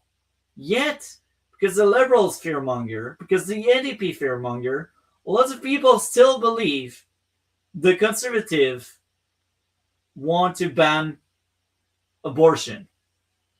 And I had very valid counter-arguments, and people were like, oh, they won't support pro-choice stuff because a lot of them are pro-life. Sure, but like, you got 4 other parties that are in support of that. And I think having a diversity of opinion on every matter matters. And I will speak for myself, but I think abortion sucks. I am a pro-life guy. But here's the thing. I will have a very nuanced discussion on that. I don't think the government should have the power to control that. I don't think they should mind rewind. They should mind their own business. I don't think it's a good idea for a government that tries to be more libertarian to actually go in people's life and say you cannot do abortion anymore. That's exactly how I feel. And I think I will also add this. You can be responsible. Like, I had several girlfriends. I slept around like in the past, long time ago, and I protected myself because I didn't want kids. And you know what? I didn't have kids, and that's a good thing, you know? Be responsible. That's my message. The other thing is, if you have a very bad accident, you know what you can do? You can put your kid to adoption. So many parents, they want kids, but they can't have kids. Adoption is a great thing. So I'd say you should really consider protecting yourself. And if you really have that accident, put your kids to adoption. Every life matters. That's how I feel. And again, I will repeat myself. I think the government should be the one making the calls on that matter. I don't think it's appropriate for a government to take that kind of decision. I think it goes to the people. As a person, I am pro-life, but as a government approach, I think being pro-choice is far better, because that's none of the government business what you do with your life, with your body. That's exactly how I feel. That's what I think on the matter. So he's asking tail end. We are about to end this, so again, I will screen share the platform. We won't go over all 100 plus points, but we will go over a lot of them. So governing the documents. So actually, it's not the right one. It's this one, I believe. There we go. Can we see everything? Yes, we can see everything. So we will cover the start of it again. I will repeat myself. This shall be the start.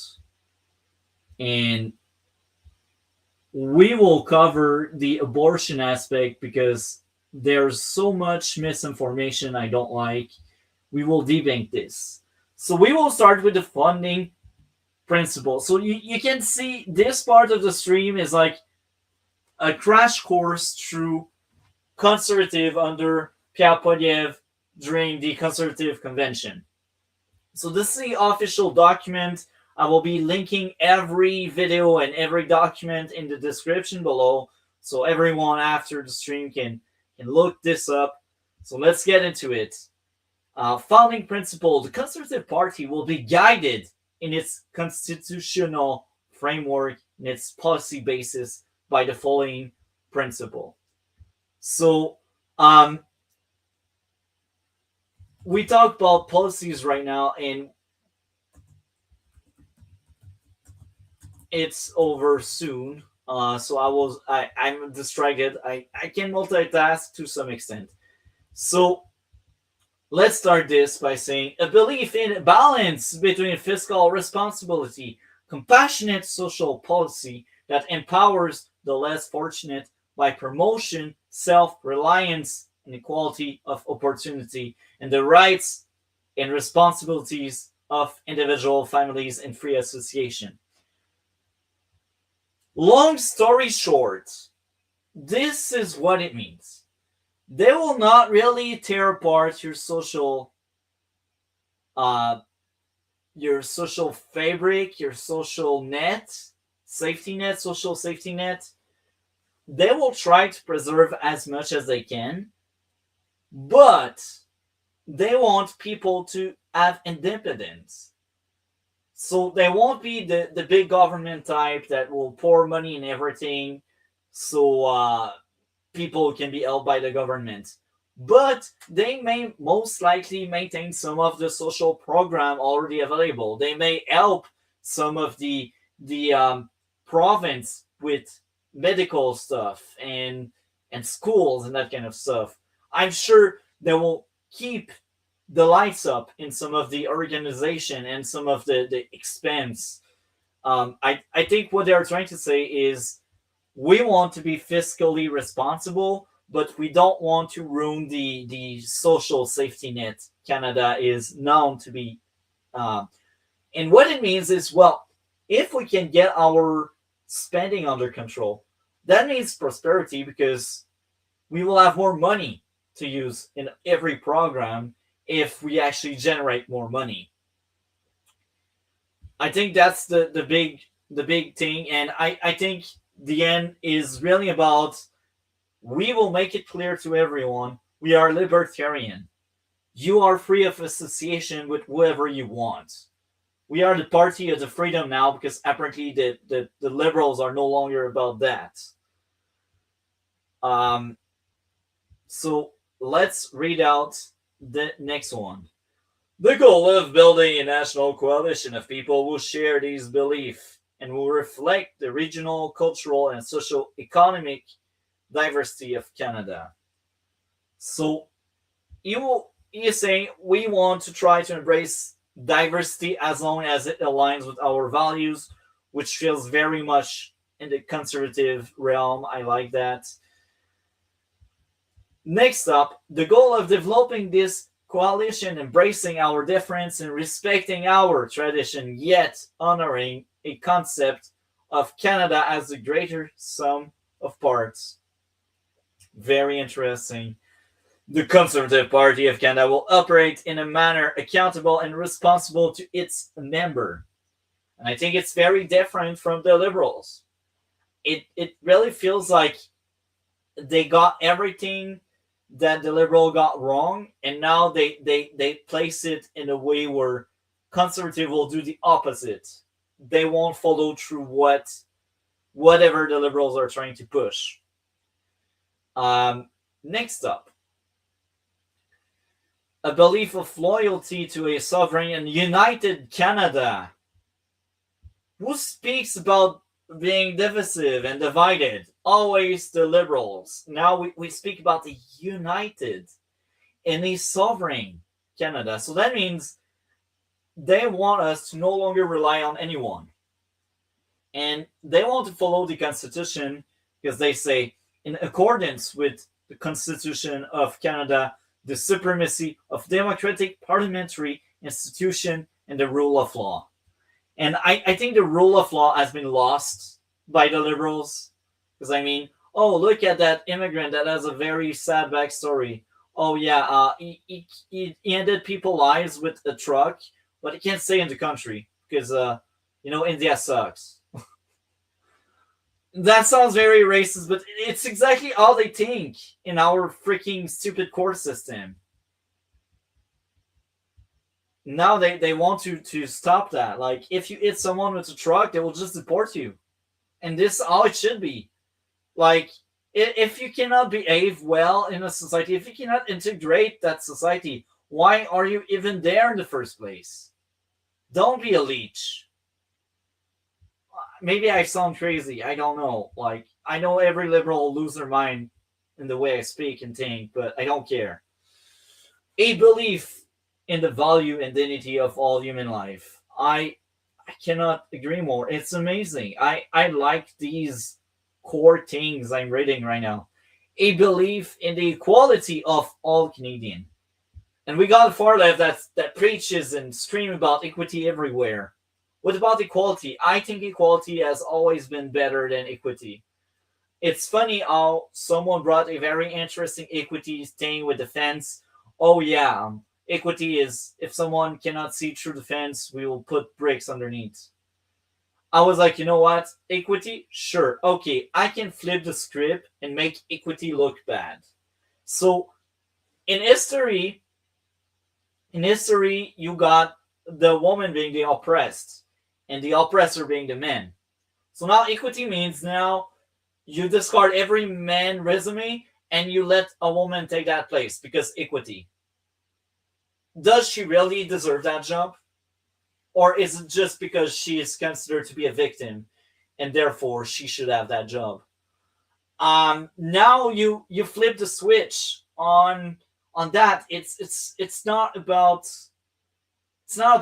like fairness. It's about, oh yeah, that person is now the one that has the lead and the advantage, and now the other one that was in a good position is no longer in a good position. That kind of sucks. I think that equity thing is BS the moment you can flip the script, the way I just mentioned. So when I see equality like that, and it's not equity, it's equality, I like it. I dig it. More of that, please. I'm so tired with equity. I'm sorry, but like, you can flip it in the wrong way. And equality, how can you truly flip it the wrong way the way I did with equity? I don't see any ways. I don't see any ways you can say equality can turn out to be bad. Everyone has the same opportunity. Everyone can be prosperous. And if you mess up, you can fail. And that's fine. That's equality for you. Anyway, next up, a belief in the freedom of the individual, including freedom of speech, worship, and assembly and association. You see, I agree with all of that. And you see, this goes back to what I was mentioning. I am pro-life, but I don't think the government should meddle in that. I don't think the government should place any bans on that. And that belief of freedom, including speech, worship, and assembly and association, I think we can add choice of pregnancy or abortion, whatever. They didn't add it because, of course, that's the conservative and that would look very bad. But, I mean, I think it follows the same very nice guideline. You are free to keep or not your kids. That's exactly how I feel. So, yeah, I enjoy that. And again, government shouldn't be regulating the freaking abortion stuff. A belief in our constitutional monarchy, the institution of parliament, and a democratic process. I like that. A belief in the federal system government as the best expression of diversity of our country and in its desirability of strong provincial and territorial government, where all must be treated so that the constitution, boundaries of governance between the federal and provincial authorities are respected for mutual and national benefits.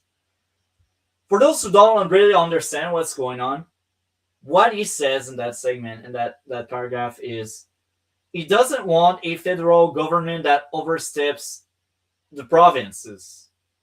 He wants a overall of the country and the provinces, but he doesn't want to meddle in every province. He doesn't want to say, you know what, you cannot act that way, Quebec, you cannot act that way, Alberta. No, I think that goes back to the United Canada message they had earlier. That's consistent.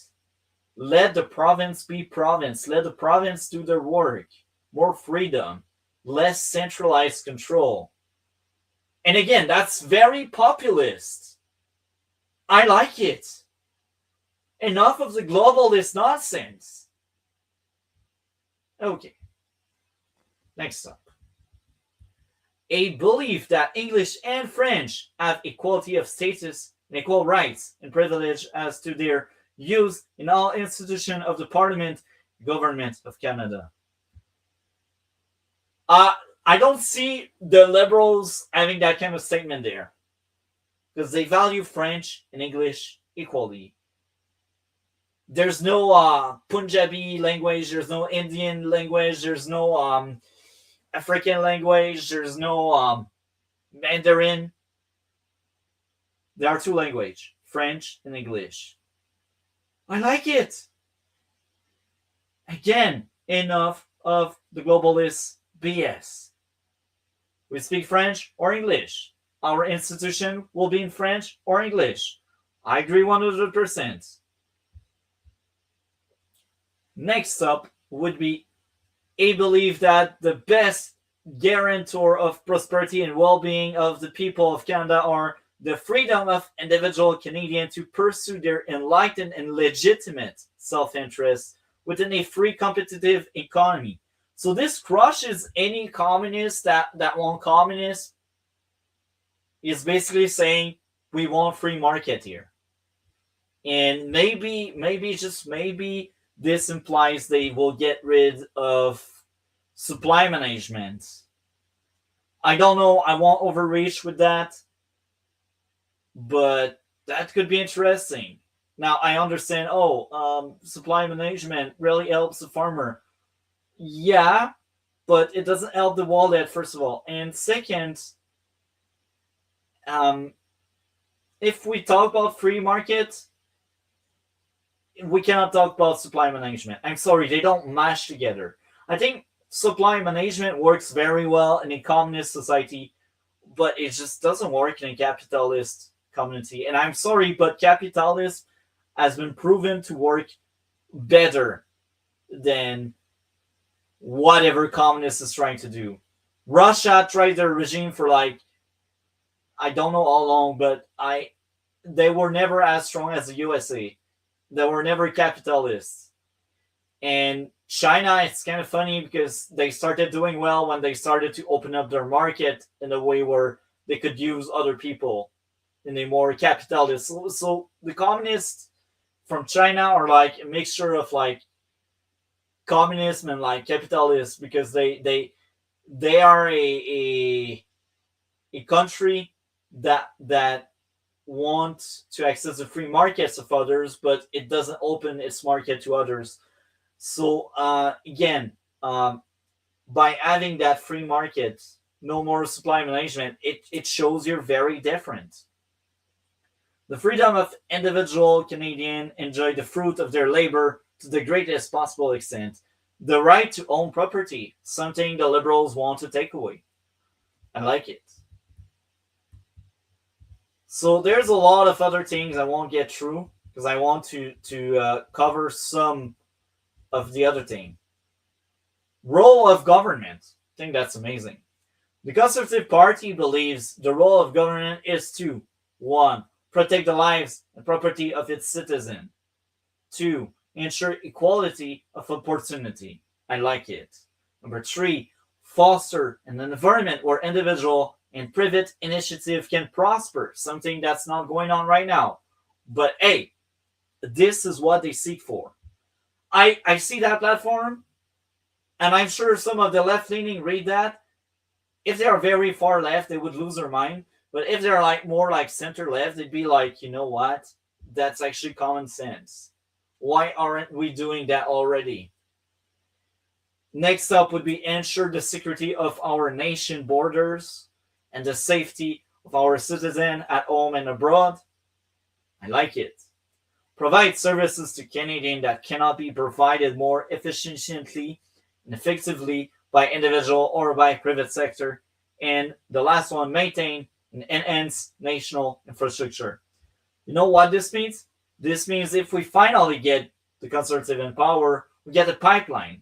There's no playing around with the MOU that we don't intend on following through, unlike the freaking Liberals. They want to maintain the infrastructure. They want to promote it. They want to build it. So we will cover these because they seem like amazing stuff. And then I think we will jump in some of the policies, except if I see other great titles like these two. Ministerial accountability is something that we are lacking because the Liberals keep blaming Trump and the Conservative instead of like being accountable to what they did for 10 years.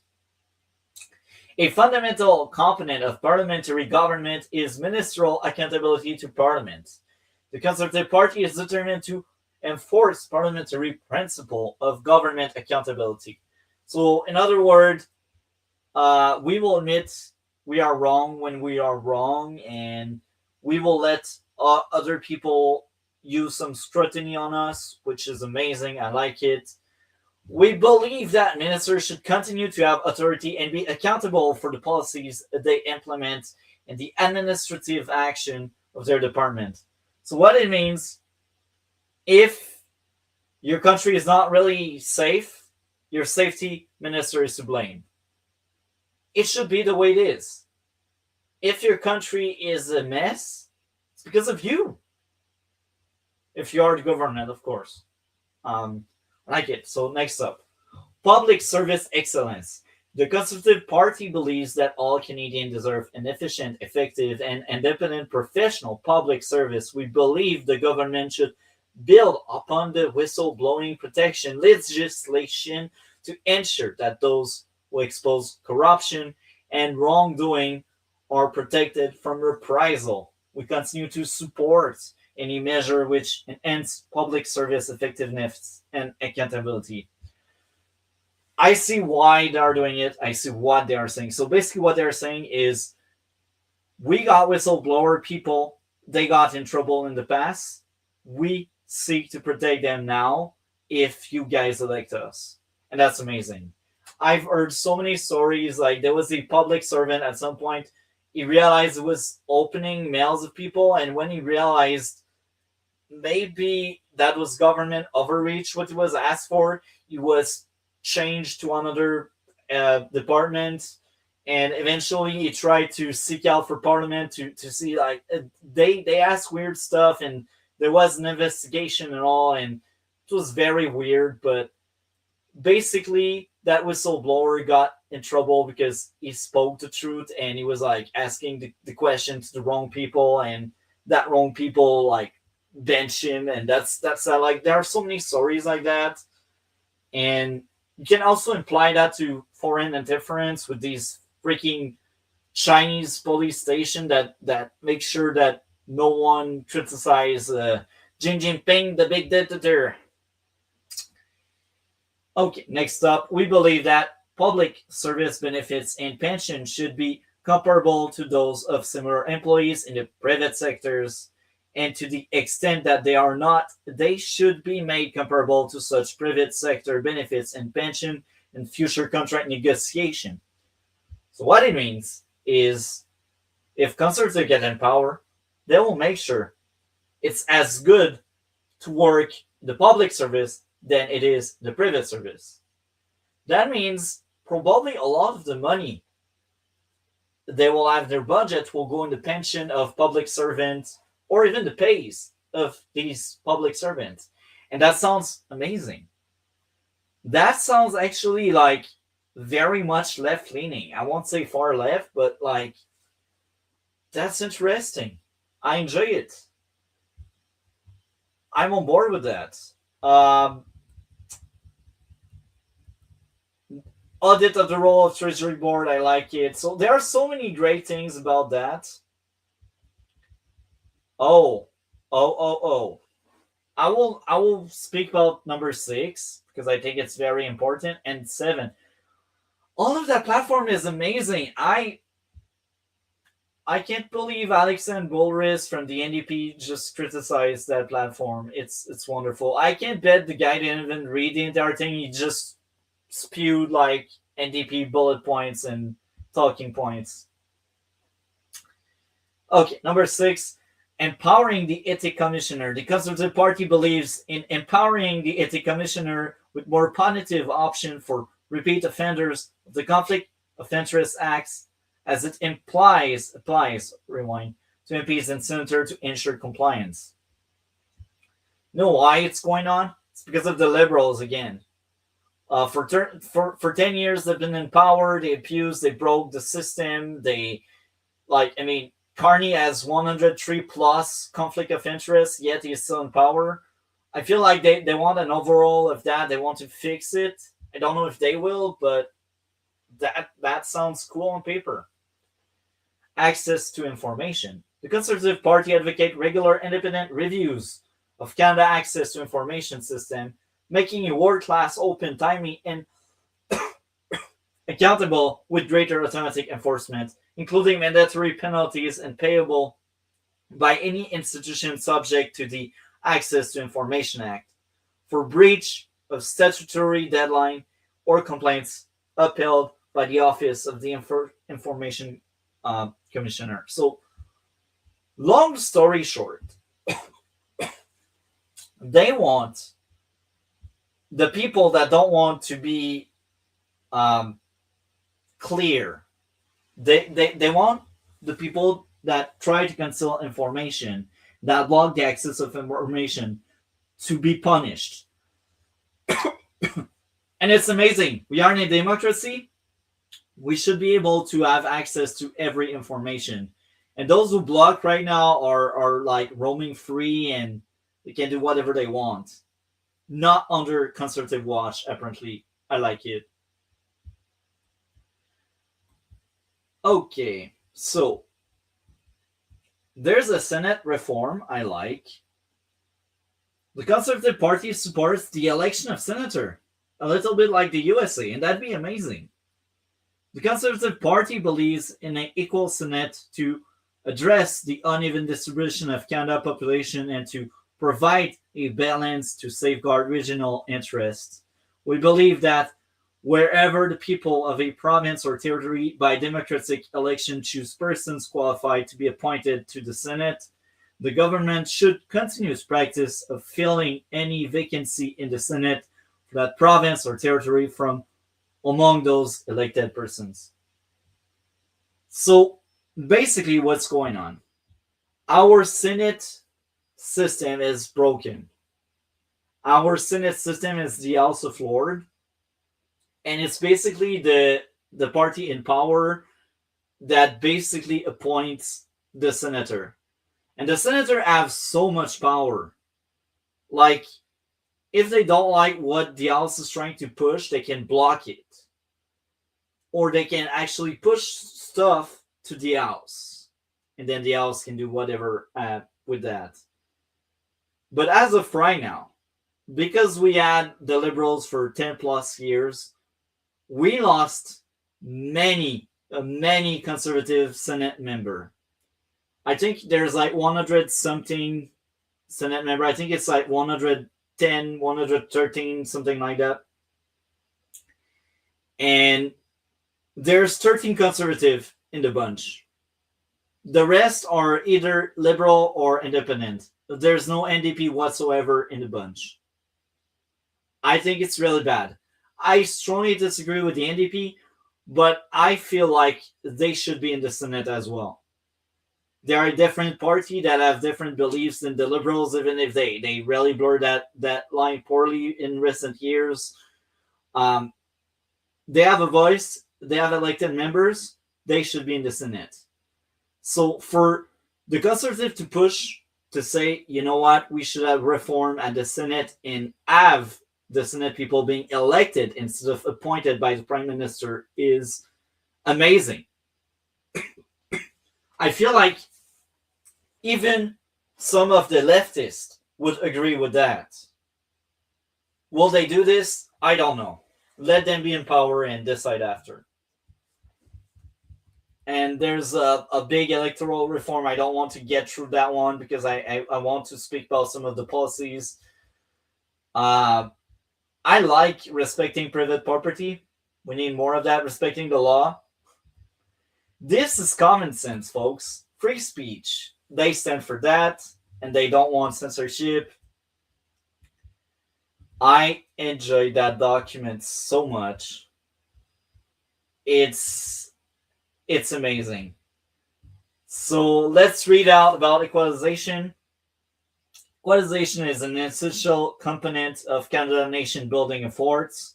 The Conservative Party believes that provinces and territories should be able to provide comparable public service at comparable levels of taxation. Therefore, we support an equalization formula and a territorial financing formula which are fair to every jurisdiction and which promote economic growth. So equalization payment is basically some of the rich province give money to other province based on how much oil, how much mineral you got. So Alberta is the big one that pays the most and they receive the least.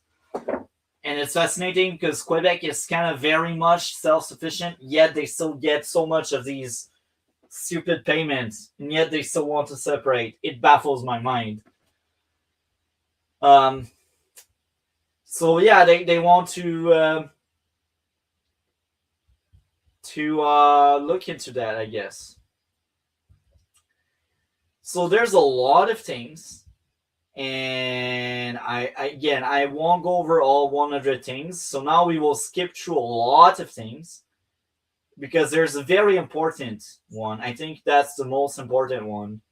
The abortion thing, I think, is probably the most important one because there's so much misinformation. let's do this. You know what? We covered that. We will cover 85, 86, 87, because I think these three are wonderful. And these three really go against the current establishment. So number 1, 85, assisted human reproduction and related research. The Conservative Party recognizes the need for federal regulation in assisted human reproduction and related research. This field should be governed by principle that respect human individuality, integrity, and dignity in life. In recognition of the ethical and scientific concerns around research using humans' embryos, we support an initial 3 years prohibition on embryonic research and call on the federal government to encourage its granting agencies to focus on more promising adult postnatal stem cell research. I don't know much about that one, but that's interesting. So I guess they want to use stem cell research. That's interesting. Okay, abortion legislation. So that one is peak. A conservative government will not support any legislation to regulate abortion. Do I need to repeat that? This is from an official source on the Conservative Party platform. They use that to decide if Pierre Poilievre is a great leader or not for the party. So this is coming down his school of thoughts. I will repeat again. A conservative government will not support any legislation to regulate abortion. Again, I consider myself a pro-life person, but I also don't like how the government try to mind everyone's business but their own. I don't like when the government is telling you what to do. Therefore, if we speak about laws and how they operate and how they are decided, I am pro-choice because I don't want the government to tell my wife if she can have an abortion or not. I don't want the government to tell my kids if they end up being pregnant if they can have an abortion or not. And I will repeat myself. I'm pro-life, but that's none of the government business whether you're pro-life or pro-choice. So when I read that, abortion legislation, a conservative government will not support any legislation to regulate abortion. It's wonderful. It debunks all of the fearmonger from the leftists, all of the misinformation telling, oh, if the conservative are in power, they will put a ban on abortion. Heck no. I will share with all of the misinformed Quebecers, because it's mostly Quebecers that are misinformed on that. I will share with them that document. I took screenshots, so it's very easier for me to access that and share that. So you see, Quebec, stop thinking what the media wants you to think. If the conservatives are in power, they will ban abortion. No. Right now, they won't support any legislation to regulate abortion. I said it 4 times. This is proven. Again, you will find the document in the description below. So each time there's a not case that's telling me, oh, it's far right. Heck no. Oh, is it far right? Like, it's not part of their platform. They mention it because everyone mentions it. But like, they're like, we are not touching it, folks. And I will also add this. Stephen Harper held power for 9 years. He fought some of his caucus members that were pro-life, and he said, no, I'm not letting you having it your way. He had a majority with the Senate and the Chamber, and he didn't implement anything that infringed on freaking abortion stuff. Because if a government in Canada try to push for abortion regulation and laws, that government is cooked. they will need to rebrand and find another name. So that's what I wanted to say. Now, euthanasia. That's the last one. I think it's very important because I've heard so many awful things. Apparently, MAID use like really bad substance that shouldn't be used for that, but they still do it because it's cheaper and because that's an entire business, and it's cheaper to end people's lives than to have them on like the health system and the hospitals and the CHSLD and that kind of stuff. So what happens? Well, let's make easy people to off themselves. Okay. Let's get into the stance of the Conservative Party on that. In principle, the Conservative Party opposes euthanasia and assisted self-deletion to remain user-friendly. Furthermore, we oppose the extension of euthanasia and assisted offing made to minor to people who are not competent and people who live with psychological suffering, mental illness, and people not terminally ill. Their natural death is not reasonably foreseeable. We oppose MAID for people living with disabilities or mental illness seeking to die based on poverty, homelessness, or inability to receive medical treatment. Euthanasia must not be an abandonment of people living with genuine needs. A moment of silence for that. I respect that stance. I agree 100%. Because what the Liberal have been doing, they pushed it, they pushed MAID so much. It's crazy. Like you have a broken, like I don't know, broken ankle. And they'll tell you, oh yeah, it's faster if you get MAID instead of like getting that surgery for your ankle. This is the state of Canada. Like a few months ago, we had a woman, she was on her 30s and she had the illness that was really bad, but it just made her life miserable. And the treatment were quite simple, but the waiting lists were so long that she was offered MAID because it's faster.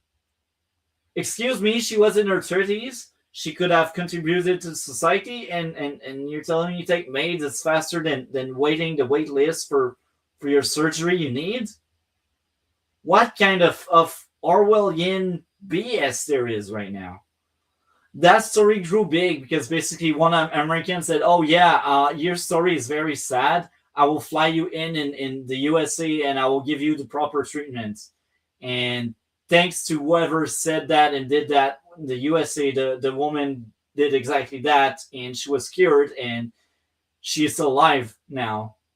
But if she really listened to her beloved Liberal government, she would have offed herself at like 30-ish years old. Like, it's all bad it has become. And the horror stories about MAID I've heard. Like, sometimes they give you the pill. It doesn't even end your life. You're suffering so much, but it does so much damage that if they don't finish you off themselves by choking you, you will have an even more miserable life after. So what's happened? Oh, the medication didn't work. Let's choke the person until they die. What a peaceful death, right? You think it's a joke? Like, you think it's a joke? I don't. Like, it's sad. Canada is a very sad place, and this is because of the so-called Liberals. They caused that, and I feel like the Conservatives, they have the answer. Now, I will sound like a shill, so I will say that to stop sounding like a shill. Hopefully, they will implement what they said. That platform, if they implement it, Canada will be great again. I stole that word from the USA. And I don't care if you folks call me Maple MAGA. I don't care. I believe in a strong Canada. I think Canada can be the best place to live in the world. Otherwise, I wouldn't be here. I think I would have already left for the USA. The issue is the current government. And we will see if there's change. If the Conservative gets in power, will the things really change? I don't know, but I want to see it. I want to be hopeful. I want to think, you know what, the Conservative are different than the Liberals. They will deliver on that promise. I have hope. And that's why I believe in the Conservative. That's why I stay in Canada right now. I see that platform. I like it. It resonates with me. It sounds like common sense. I'm not against MAID if someone is terminally ill and they just want to die when they choose to instead of just dying because like your system lets you down. I think it's fine. But like having teenager on MAID, are you kidding me? Your life is starting and they're telling you, yeah, you should get MAID. Or, oh, the waiting list is too long. You should get MAID. I hate that thought process. And again, it goes from Orwell 1984. I keep hearing about that. I understand the reference. I want to read that book. I'm sure it's dead on, it's spot on. Anyway, that was a heavy stream. I enjoyed my time. Unfortunately, we didn't get the dragon back. Anyway, if you like that kind of comments or that kind of content, you know what to do. Like, comment, and subscribe. So what's going on the channel next? We finished Metroid Prime 4 Beyond.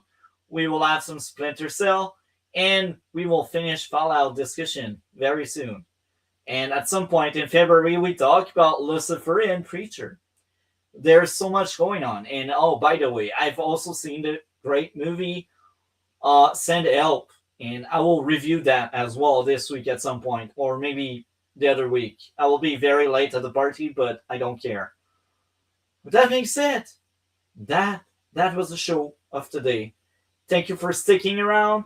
And for anyone that's watching the playback, you will find the timestamps and the links of everything we covered. Have a great one and take care. See you soon.